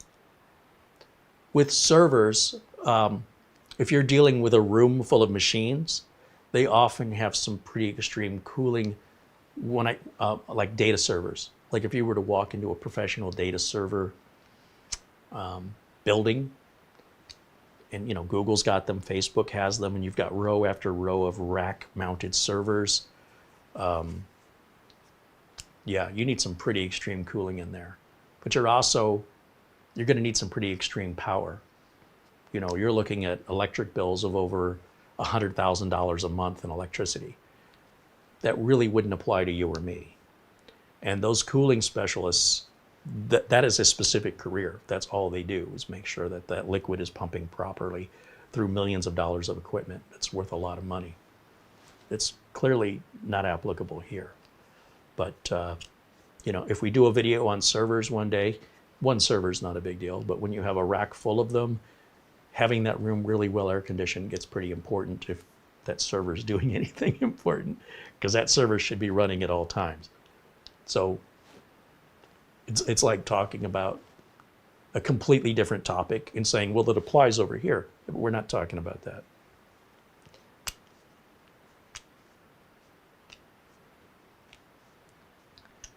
Samuel Kowalski joins us and says hello.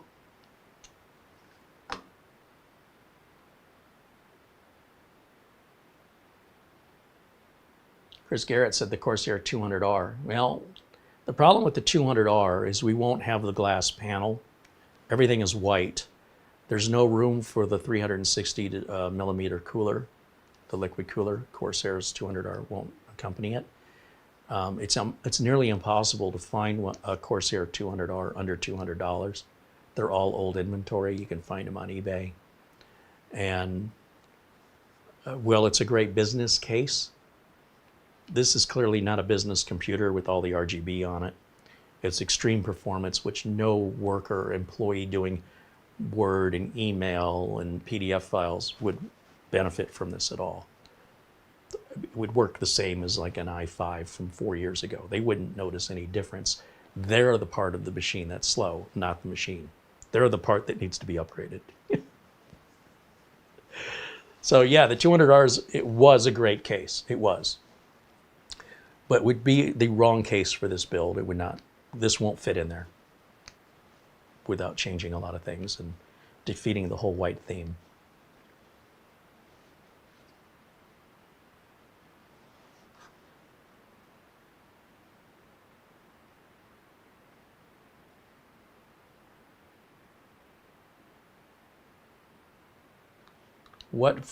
So 36 Bounce wants to know, what front ports do I want or need on a modern case?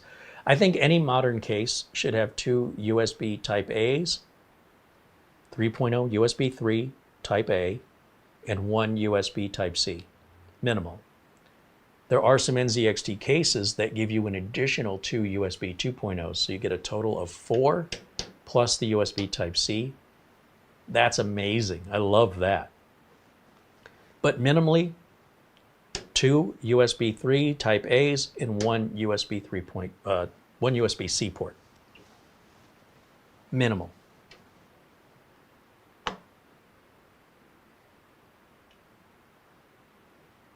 Frank Jimmy says the NZXT H6 Flow RGB mid tower Has that front angled case fans. It looks similar to the recent Dragon build with the internal turntable. Oh, interesting. We might have to, I've never heard of the H6. We'll have to look at that. That sounds very promising.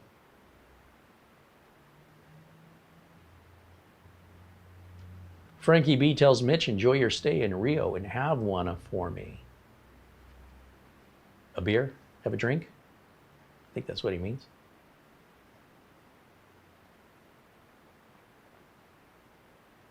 Mitch says, I've been in South America for 5 weeks and I'm ready to come home on Monday. Did you get it out of your system? Is that what you're saying?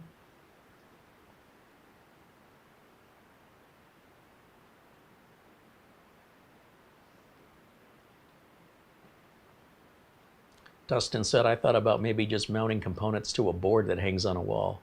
Yeah, I remember seeing that for the first time about 10 or 12 years ago. And if you look online, there's a number of, what's that site? Pinterest, where there's just a whole wall of wall-mounted builds.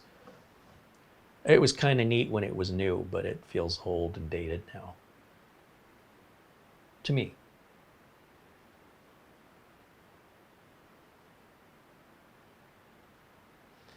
Panos Platsakis says, Carrie, I watch a lot. Thanks for the real work information. I'm thinking about upgrading to a 14600K and a B760 board with DDR4 because I already have 32 gigs of DDR4. Which CPU air cooler do you think would be okay for that CPU? I think the Scythe Mugen 6 is a nice choice.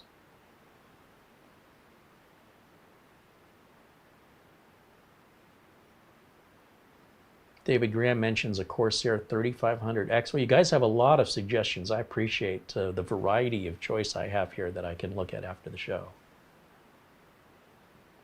And Mara, if you see any of these and you like them, let me know.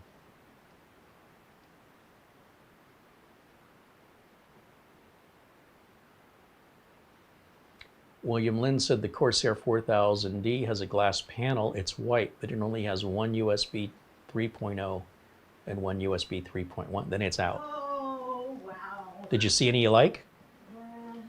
No? I mean, that one they just mentioned, that H6, what does that look like? Again, so, and this is my problem, it's not the issue. The issue is me. So I like, this case is fine. I like the name, but it's kind of stupid, right? It's a rectangle. And I'm so bored with the rectangles because they're just a rectangle. There's nothing fun to look at. Like the one you built for me, the new one with the rotating platform, that's great. It's still a rectangle, right? It's also big and heavy. It's also big and heavy. Stuff that's, I really would like to see something different. Like your cube that's sitting down there. That's neat. It's yeah, different. but the cube is. It's got a little spice to it. Do you want me to No, leave it. Okay. Fidgeting. Okay. Yeah. So again, like all of these cases are fine. It's just boring, right? I'm so bored with the rectangle and the square. Let's have a little fun. Let's have something, that's fun to look at. That puts a smile. Yeah, but can we it get? It doesn't have to be RGB. It doesn't have, like that one, the ProArt case from Macy's. That's neat. It is still a rectangle, but it's got a little bit of a spice to it at the front, which I think is kind of neat. Looks like a giant heatsink to me. Well, but I kind of like it. Right? Okay. It's a little bit different. Yeah. So if we can find something that's not quite a rectangle, maybe something that's a little. So a lot of the different. specialty cases, like the tube or the spaceship, or the cube, yeah, they're all micro ATX or Right. mini ATX. Right. The minute we go full size ATX, then we deal with these large aquariums, Yeah. right? Like the height. We've never built in a height case because they're too big and heavy. Right.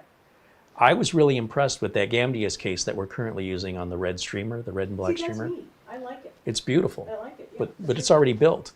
We would not be benefiting ourselves to add this. Besides, this is white and it wouldn't match the red But and black. it's a little different. It's not quite a Exactly, rectangle. and it's big, but it's not as big as the height. And it doesn't. It's not an absolute square. It's Right. not like a rectangle. So it's different. So and this is really just on me.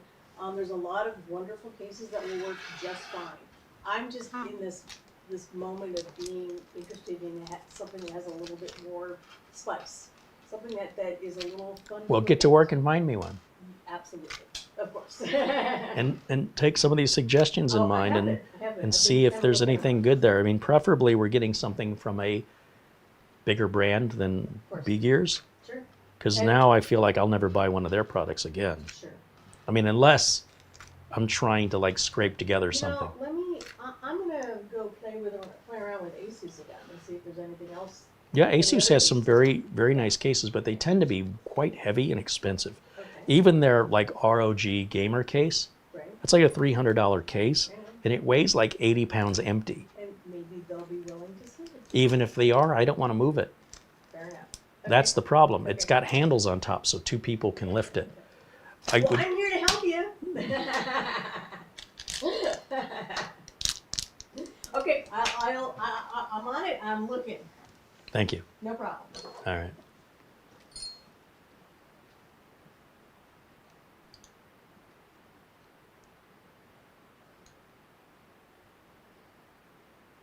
Samuel says, I loved when you used to build in the Corsair 200R case. Yeah, well, the Corsair 200R case is a solid business choice. No nonsense, very aggressively priced, you know, for what you got for the money. I don't think there was a better value on the market, and it was, for a number of years, Corsair's #1 best-selling case. But here's the potential problem with that case is it's very upgradable. They don't want you to have an upgradable case. Why would we need to buy another one?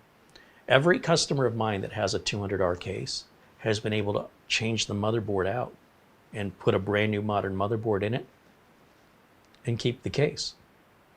In fact, if I set this aside, I'm going to show you something. Let's set this down where I can trip over it. It'll make for some entertaining video later. I'll just put it right here in my way. And then I have the cooler and the power supply that I set down in my way on this side. Space is tight here in Studio C. Until I get this organized, it's going to be this way. This came in the other day, and we will make a video on it.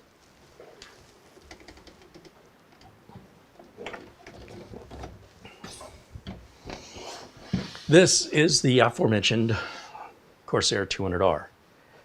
This is several years old, but it still looks like brand new. It is not Windows 11 compliant because it has a very old motherboard in here, which you can tell from the back of the board. It doesn't even have an HDMI port on it. I had to put a DVI'd HDMI adapter on the back just to be able to hook this up because I didn't know what was in it. And it's, where's my video? There it is. It is a very old motherboard. We had to upgrade the Wi-Fi. The person who owned this, their Wi-Fi adapter went out, and it's just a PCIe Wi-Fi card. And it was probably, you know, Wi-Fi 4, Wi-Fi 5, and it died. Just wasn't getting a signal anymore. Take the panel off, put a $40 Wi-Fi card in it that's Wi-Fi 6 or 6E, whatever it was. And the whole job is done in 10 minutes. It's easy in, easy out. No cables get in your way, no cable management issues, no restrictions for where cards can go or how big my hands are, no issues with things in the case, fans getting in the way, nothing like that. But it's very old. This board would easily fit in this case, no problem, no struggle, super easy. But of course, we wouldn't benefit from the RGB RAM or the white motherboard and the white cooler. We would not be able to put a liquid cooler in this. The only type of liquid cooler that would fit on a 200R would be one of the really small ones that would sit in front of this fan right here, like a 120, 140 millimeter radiator. That's it. At that point, you might as well stick to an air cooler. When it comes to business, you can't really beat the 200R. The problem is, I believe Corsair realized that there's not a lot of profit in this item, and it's something many people will buy once and use it for 15 or 20 years. If you buy a more lifestyle case, it goes in and out of fashion, so you might want to replace it simply because what you thought looked good a few years ago is embarrassing today. But that will never happen to just a generic black box. Anybody can identify this as a computer, not as a lava lamp or a nightlight. It's really there to be what a computer was meant to be, a tool. And the case manufacturers, they want to make more money. They don't want you to buy just once. They want you to come back and buy again. And every time they change the design, they want you to buy the new design. But it's hard to improve upon this specific design, because if you want something with no glass and no RGB, there's a demand for that. But the case manufacturers don't want to make it. And they'll say it's because people aren't buying them, but that's not true. As their number one selling case for years, there's more to that story than they're leading on. Now, if we look over on this side, just to give you an idea of how old, that I'm not exaggerating how old this is. Because again, you cannot tell by looking at it. Apart from some dust, it's clean. Scratch-free, you know, they took care of it. And by taking care of it, I mean they put it on a desk, it wasn't on the floor, and they just turned it on and turned it off. They didn't open it, they didn't work on it. They used it for the intent and purpose that it was designed, which is to get online and pay their bills and check their email and do their shopping, right? Look how clean the inside is. That's how I built it years and years ago. And it's, as you can tell, very easy to work on. If I have to repair, diagnose, or replace, or upgrade, it's all right there, easily accessible. We can put a mini ITX board, a micro ATX board, or a full-size ATX board in there, and it fits fine. RGB stuff, liquid coolers, that kind of nonsense. This is a no-nonsense case, so if you want to add the nonsense, if you want to be extreme, then you need to buy a nonsense extreme case. That's not what this is. A lot of the installation of drives is completely toolless. So a 2.5-inch SSD, this has an old OCZ SSD in it. That's how old it is. Still runs fine today. There's nothing wrong with it. It just won't run Windows 11.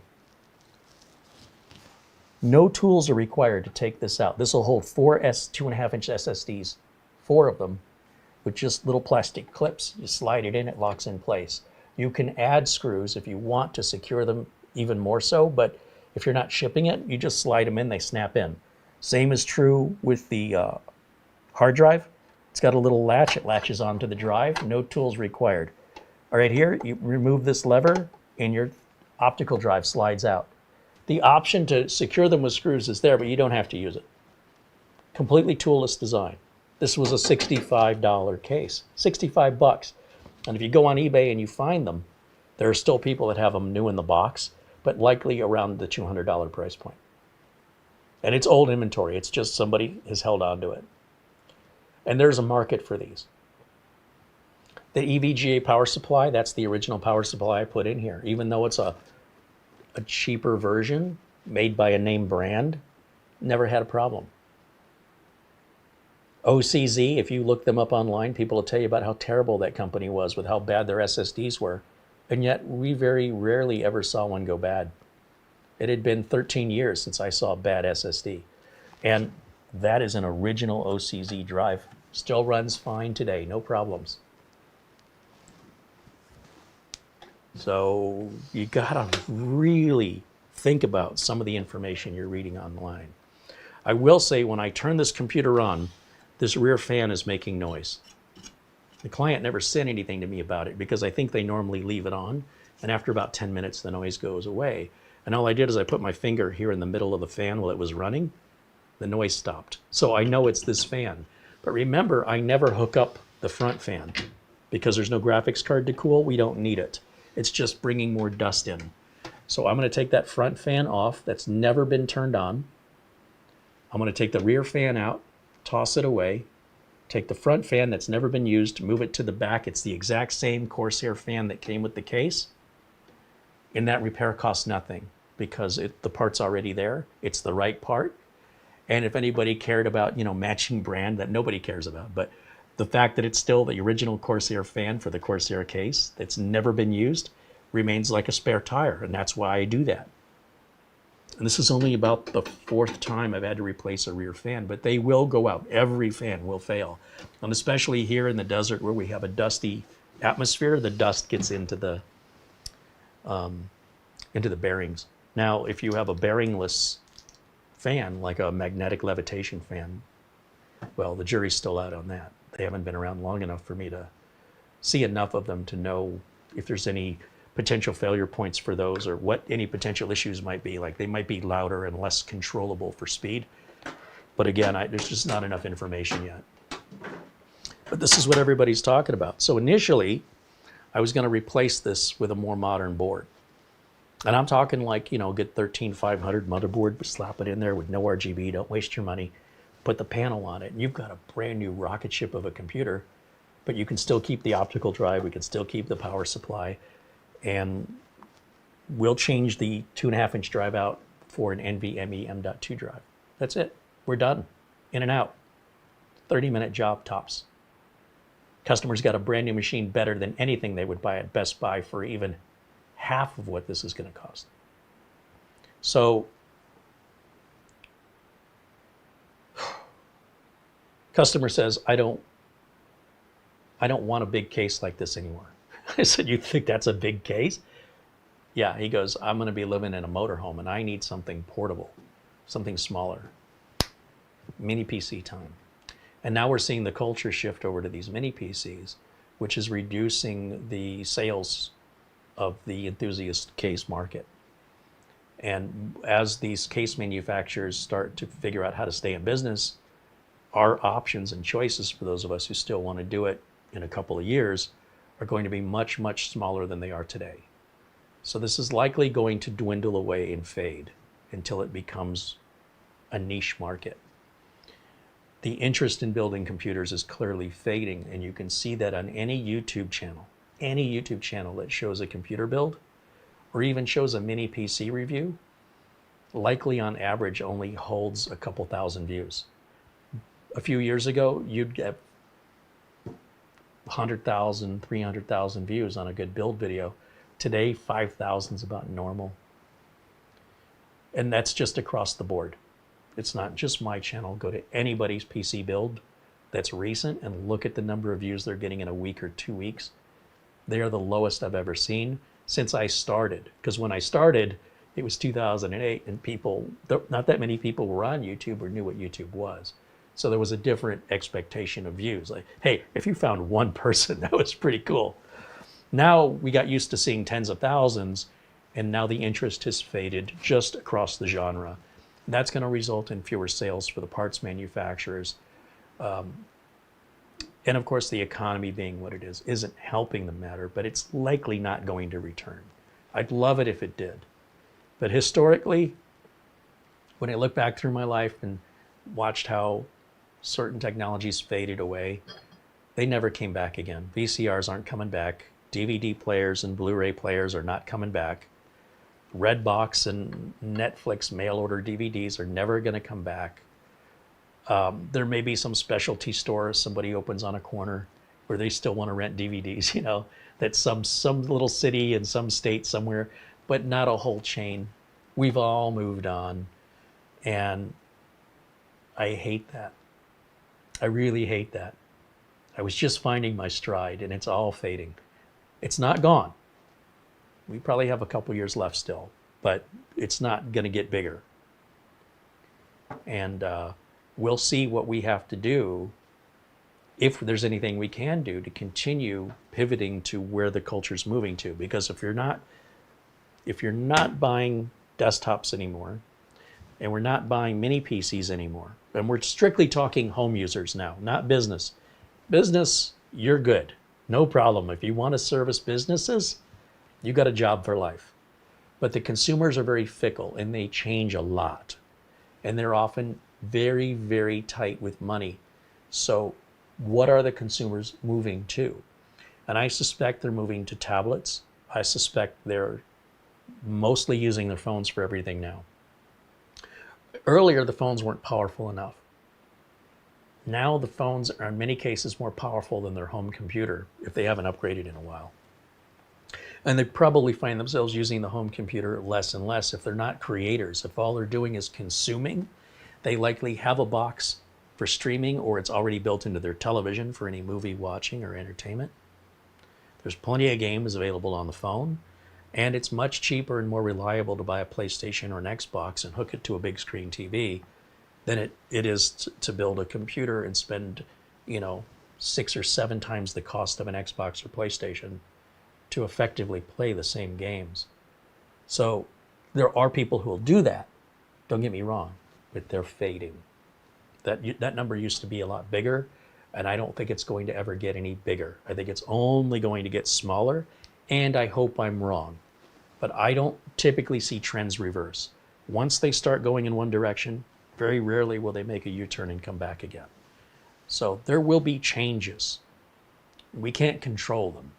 And we can either stay behind or we can keep up. That's our choices. What those answers are yet, I don't have, but it's not happening, that all doesn't come to an end tomorrow.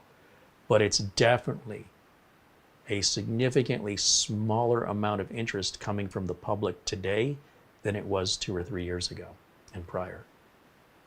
And if that trend continues and it continues to degrade and go down, well, we got to figure out where are they going? What is it that they're doing? And is it something we're interested in providing information on? And I don't know what it is yet.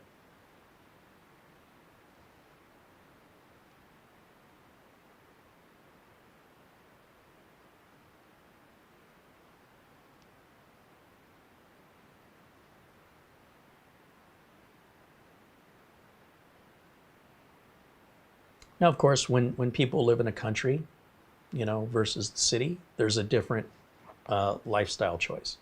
So people in the city are used to and accustomed to having very high-speed internet at all times, and stores that are open all around, walking distance to grocery stores and markets and things like that.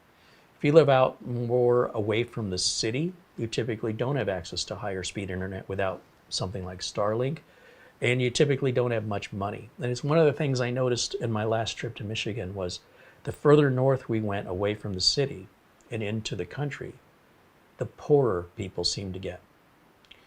But it also might have been a little bit of an illusion, because I did see a rundown house that looked like nobody had painted it or taken care of it for 40 years, and some kind of makeshift carport that was covering a $40 or $50 or $60,000 speedboat, which was polished and shined. It's like clearly this person does not care about their house.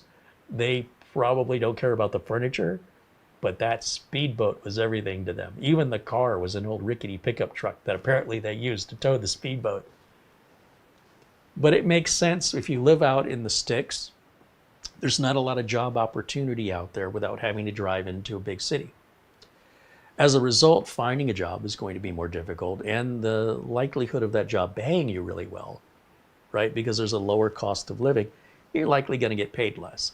So by living in the sticks, you're sort of limiting your job opportunities unless you can work remotely, which then would require a much better internet connection. When you live in the big cities, there's a lot more job opportunities. So when I was growing up, what happened was people would work their formative years. They would work, from the time that they could work, which was a teenager, whether you were mowing lawns or delivering newspapers, all the way up until your retirement age, which back then was probably 60 years old, maybe 57, 59. I can't remember back in the 70s what the retirement age was. But then you would take the nest egg that you built up while you were working, and you would get away from the noisy, busy, crowded city, and you would move out. Your kids will have grown up. You don't need the big house anymore. You'd buy a place somewhere in the country where it's quiet, and you would live off of your retirement in a nice, peaceful, slower environment. But if you're raising kids in that environment, and you're not running a dairy or you're not running a farm where you're getting up and you're having to milk the cows and feed the chickens and run the tractors and sow the seeds, that's hard work. You get up early, you go to bed late, and you do it every day. You don't have a lot of interest in getting online. So if you're at a younger stage of life and find yourself living in a rural area where there's not a lot of opportunity for work and there's not a lot of bandwidth, I'm not surprised. Like, it's because of where you're located. And you can change your location, or you might end up just being stuck in your location because of the limits of your location. So you have to, like, to break out of that is not easy. And not everybody's got it in them to do it. Everybody can do it if they really, really want to. And some people are like, you know what, it's just easier to go without than to work that hard. You know, if somebody said, here, you can have a house in the middle of nowhere and it's free, I wouldn't have to earn as much money, and I wouldn't have to work as hard, and I could get out of the city, but I also wouldn't be able to afford the same lifestyle. Would I be willing to trade my lifestyle for that? Or would I be willing to give that up to go live in a big, noisy, crowded, smelly city so I could have more nice things, but I'm also more subject to being robbed? You know, to each their own. I don't know that there's a right answer, but I do see, again, just witnessed the further I went north in the country in Michigan, the poorer people seemed to get. And it started to make sense. You know, not a lot of Walmarts. If you want to go to Walmart and you live out in the sticks, it's a good hour-and-a-half drive. So they could still order from Amazon. And they're on the TV, there's a lot of satellite internet, huge satellite, you know, a lot of advertising for that. And it's not good internet. Of course, those were before the Starlink days now, but I'm sure they still do that same thing out there. You'll see advertisements in the country, you just don't see it in the city. And it's just a different lifestyle choice. To be able to combine both, a very nice luxury home that's well equipped, where you can afford that in the middle of nowhere, well, that's the American dream, I suppose.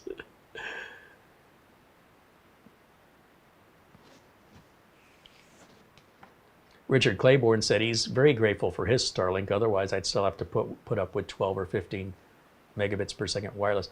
Yeah, and again, I mean, that tells me you live out on the, you know, away from the city, which is more important. You know what I mean? Like, you sort of have to pick one or the other. But Starlink has changed that. Nobody else has. You'd think by now there'd be some competitors. Eventually, the infrastructure will be done in those rural areas. But for now, the price you pay to live out of the big, loud, expensive city is a lack of job opportunity and a lack of, you know, convenient shopping and things like that. You're going to have fewer places to choose from. Their prices may be a little bit more. And as for job opportunities, they're going to be quite restricted unless you're going into the city. That's the trade-off. That's what life is in America. Now, Richard, I think, is retired, so the whole working part of it, you know, again, that kind of fits the mold with how I was raised, that you would work, sell your home once the kids moved out, get yourself a nice place in the woods, in the country, and get some peace and quiet away from the noise and the rat race.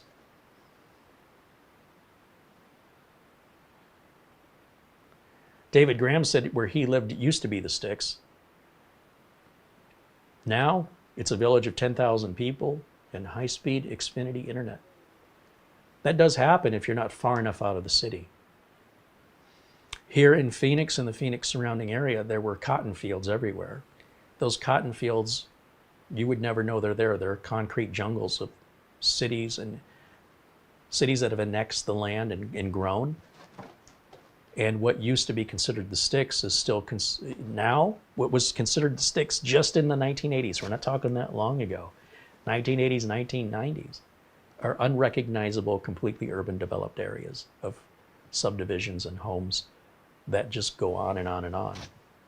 And now to get into the sticks, you have to drive even further. What used to be the sticks wasn't that far away. But the further you get away from the main city, the less likely that development's going to happen anytime soon. It's generally, at least here in Phoenix, it's growing outward in all directions. So if you were living just on the outskirts 20 years ago, you're not on the outskirts anymore. You're now part of the city. So you've got to go way, way out so that as the city grows, you're still out there for a while. Yeah.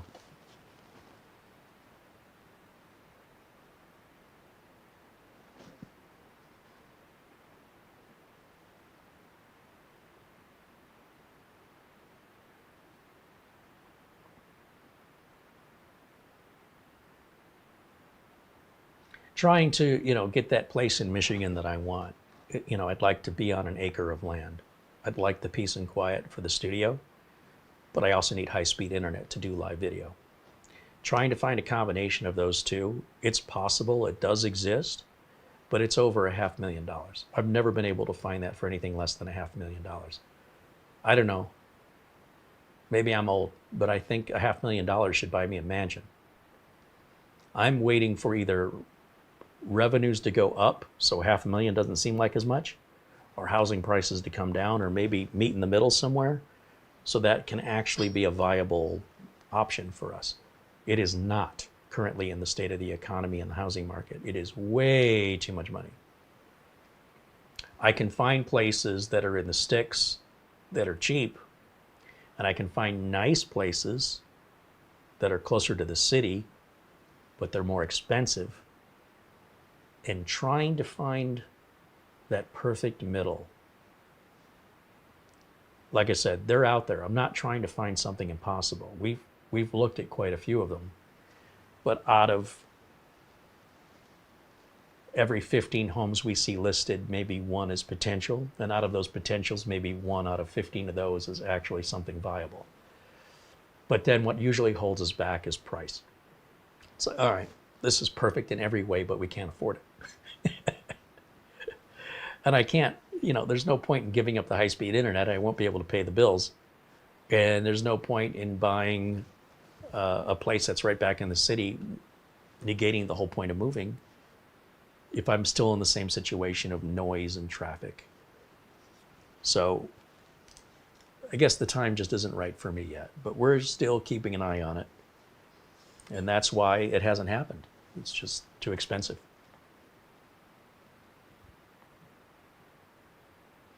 Andy Kane says, maybe you win the lottery. You got to play the lottery to win it. And I think the lottery is a tax on people who are bad at math. So I don't think I'm going to be winning anytime soon.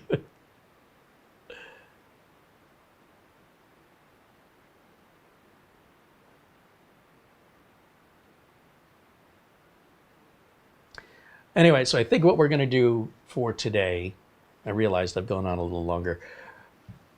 I'm going to put Mar to work. We're going to find a more appropriate case for this kick butt computer.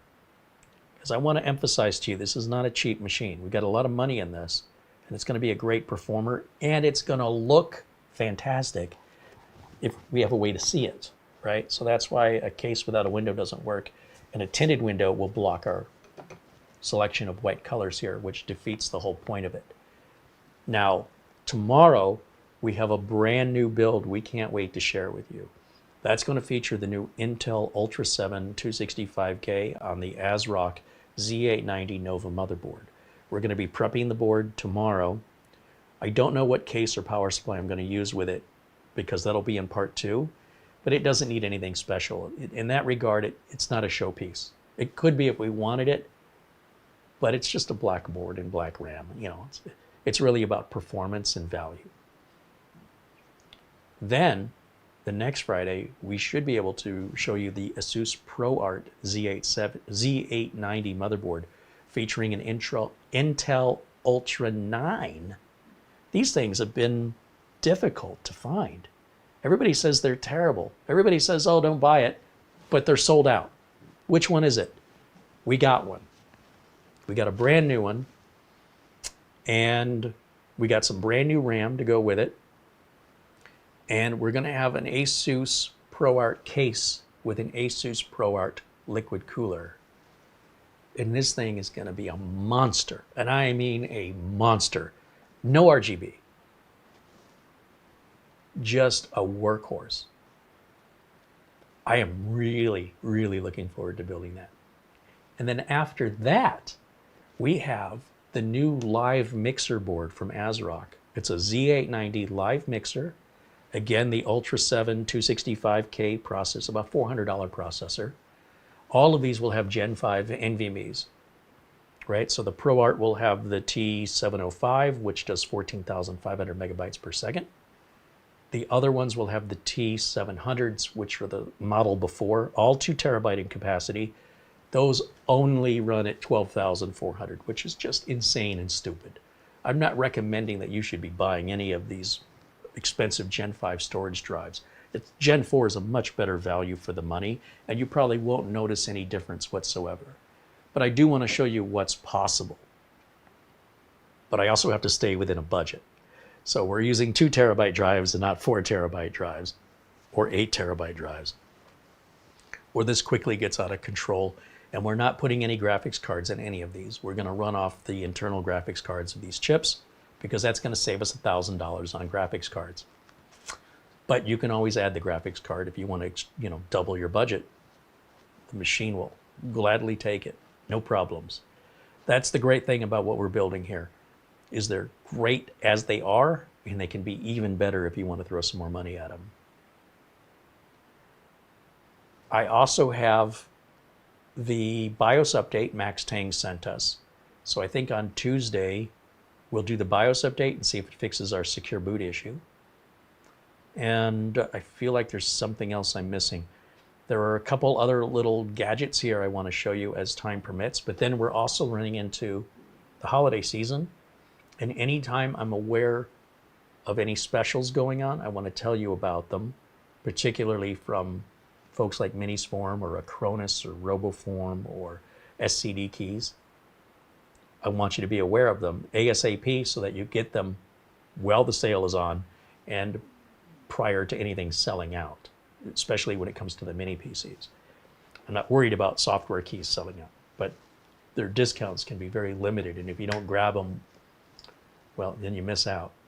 So the least I can do is let you know as early as possible so you have the time to respond.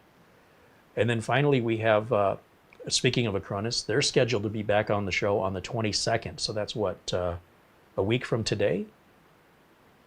And we might have a surprise in store for you. I don't know yet, but I should know in the next couple days. But one way or the other, our friend Begowden from Acronis should join us, and we'll talk a bit more about some of the features Acronis TrueImage offers that we haven't even touched on. It's such a powerful piece of software, and I typically only use it for backup or for cloning, but it does so much more than that. If you're interested in Acronis and the basics, just watch our previous interviews with Acronis and Begowden. We walk you through the download and the basic use case scenario of making an image, backing it up. We've already done that. You can go click by click, walk right through the whole process with us. The download is free. It's a 15-day free trial. And if you like it, you can subscribe to it. We have discount codes in the video notes below the video. SCD keys for your Windows 10 and Office product keys. I need to make a video to show you how to do this because it's been a while. And the problem is I need to blur out a lot of private information so I can show you how you log in, but I don't need you seeing my login. How to get your product key without showing you my product key. How to download the product and activate the product key, which once again, I need to blur all of this out. It's going to take some time. I think most of you already know the process. But when PayPal wasn't working with them, I know the sales went down because a lot of people want to pay with PayPal. And I'm here to tell you, that's all resolved now. You can use PayPal to pay, it's no problem. And it's still the same product keys I use for my customers in my real legitimate business. I will not risk my business trying to do something that is sketchy or illegal or could have consequences that could hold me liable. So if they're good enough to pass my muster, you should be very happy with them. And everything that I endorse here is all guaranteed, so you have peace of mind. But like anybody else, you have about a 30-day return window when it comes to when you buy something from Best Buy or Amazon. It's usually 30 days. So if I tell you about a piece of software and it's on sale, and you buy it because it's on sale, but you don't use it for 3 months, if you have any problem with it, you are well out of your 30 days, just like you would be with anything else you buy. So I want to make sure you're aware that when I mention peace of mind, it's got to be within the normal 30-day window. Otherwise, you're going to have people saying, hey, I bought this product 4 years ago and I just never took it out of the box. Well, too bad. That's true for pretty much anything. With Acronis, you get a free trial. So you have peace of mind knowing exactly what you're going to buy. It's a free, fully working trial for 15 days, and that should help you decide if you want to buy it or not. And if you do want to buy it, you can save 30% with our coupon codes. RoboForm, 30% off all new RoboForm customers. It's a password manager. It has a free version that's pretty limited. Maybe that's all you need. There's no trickery happening here. So I want to emphasize, this is all held up to my standard, and I stand behind it 100%. And if you have any difficulty whatsoever with customer service issues, you let me know. It's highly unlikely, because we're so finicky over who we will endorse here. We turn down 95% of the endorsements we're asked. 95% of them we say no thank you. It's very difficult to get me to endorse a product here. And part of the condition is they have to offer you guys a discount. If they won't do that, like if it's the same discount they offer everybody else, what's the point? And we've run into a few companies that absolutely refuse. They're like, hey, this is the discount everybody gets. Well, if everybody gets it, you're not doing anything for my audience. You're not making them out to be special. So why do we want to talk about you? What makes you so special? You get what you give.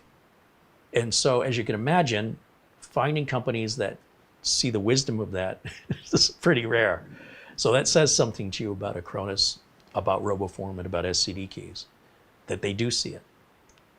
And the fact that they're products I use in my real life business, not as a hobbyist or enthusiast making commissions, just on somebody here telling, trying to help you. There it is. I can lead you to water. I can't make you drink it. And seriously, if you have anything other than a satisfactory experience with anything I endorse, I'd like to know about it. I have very high standards, and I expect if I'm endorsing something, it lives up to those standards. That's going to wrap it up for me for today. Thank you to Mara for all the work she does in the background. Our friend Peter Buster, our friend Peter Laycock, who we call Buster, thank you so much for your continued support, generosity. Thank you to all the members. Our friend Oystein in Norway, Paul Gray in Australia, and of course, Frankie B in New York. You guys are just super members, and we can't thank you enough. To everybody just hanging out and joining us. Check your email. Oh, emails. I forgot emails. Thank you. To everybody joining us in the chat room, thank you for hanging out and being a part of this amazing community, member or not. We appreciate having you here. Like-minded, friendly, kind, supportive individuals are always welcome here. And I would love to see the community grow, even if it's just in participants. Nothing wrong with that. Mara reminds me to check my email. Oh, speaking of Buster, we got a very nice Amazon gift card. Hope you enjoy the Amazon gift card. Carrie, just another little gift from your friend Buster. And there's a photo of Buster at work. Let's see if I can show that. Will it load?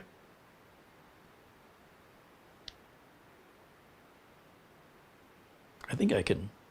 See, I've locked myself in by moving this PC right in my way. Remember when I said I'm going to put this in my way? I have to figure out how to walk around it. I need to get thinner.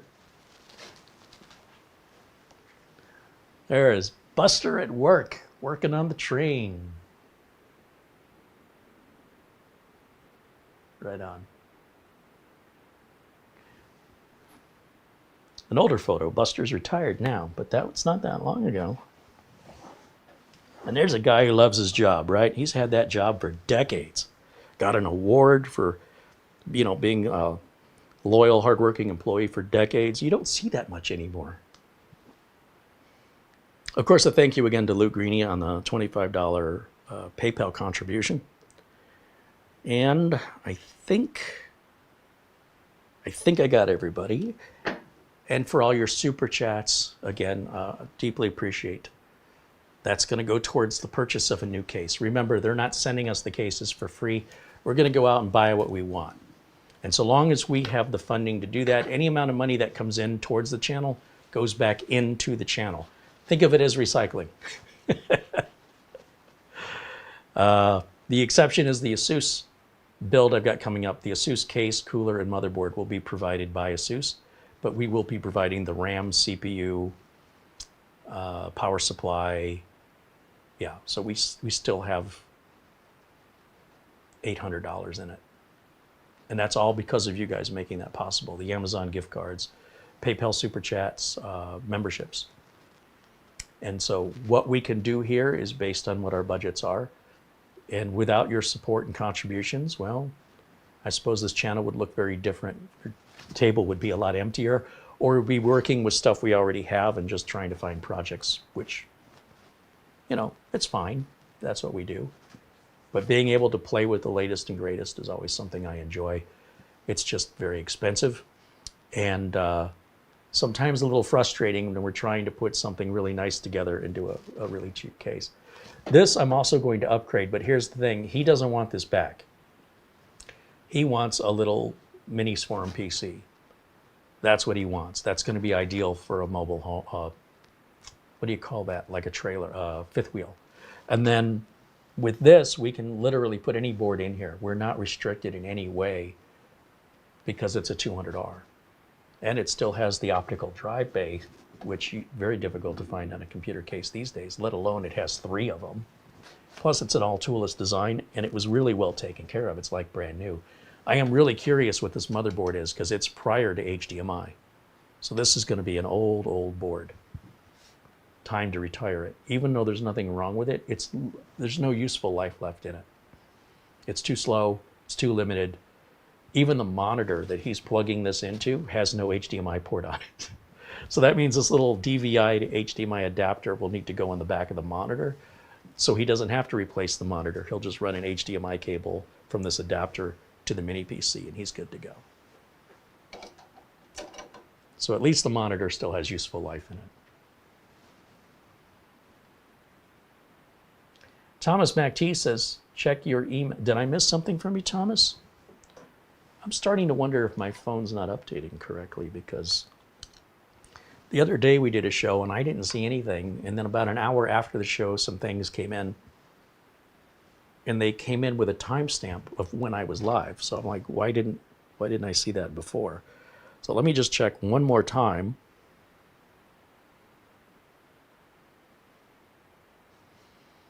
So either it's not there or it's not updating properly. I'm not sure. Hey, Mara? Yes? Did I miss any? No? I don't see anything. Okay. Well, Thomas, if you'd send something, we haven't received it. But I thank you for reminding me to check my email regardless, because I almost forgot.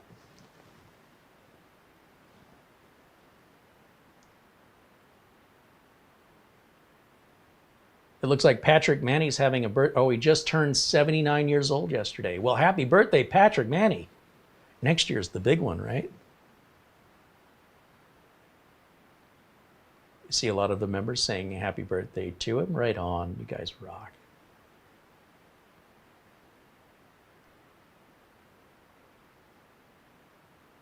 So we're going to revisit this once we have a case. I don't know when that's going to be yet, but expect there to be another part 2. I guess that's going to be part 3, but it'll be what this was supposed to be before we hit these obstacles. In the meantime, thank you guys so much for watching. I hope you'll join us tomorrow. We are live at 1:00 p.m. Phoenix time. That's 12 p.m. Pacific, 3 p.m. Eastern. We hope you'll join us then, as we are each and every Friday, on what's going to be our first Intel Ultra build. I'm looking forward to it. I hope you are too. Until next time, bye for now.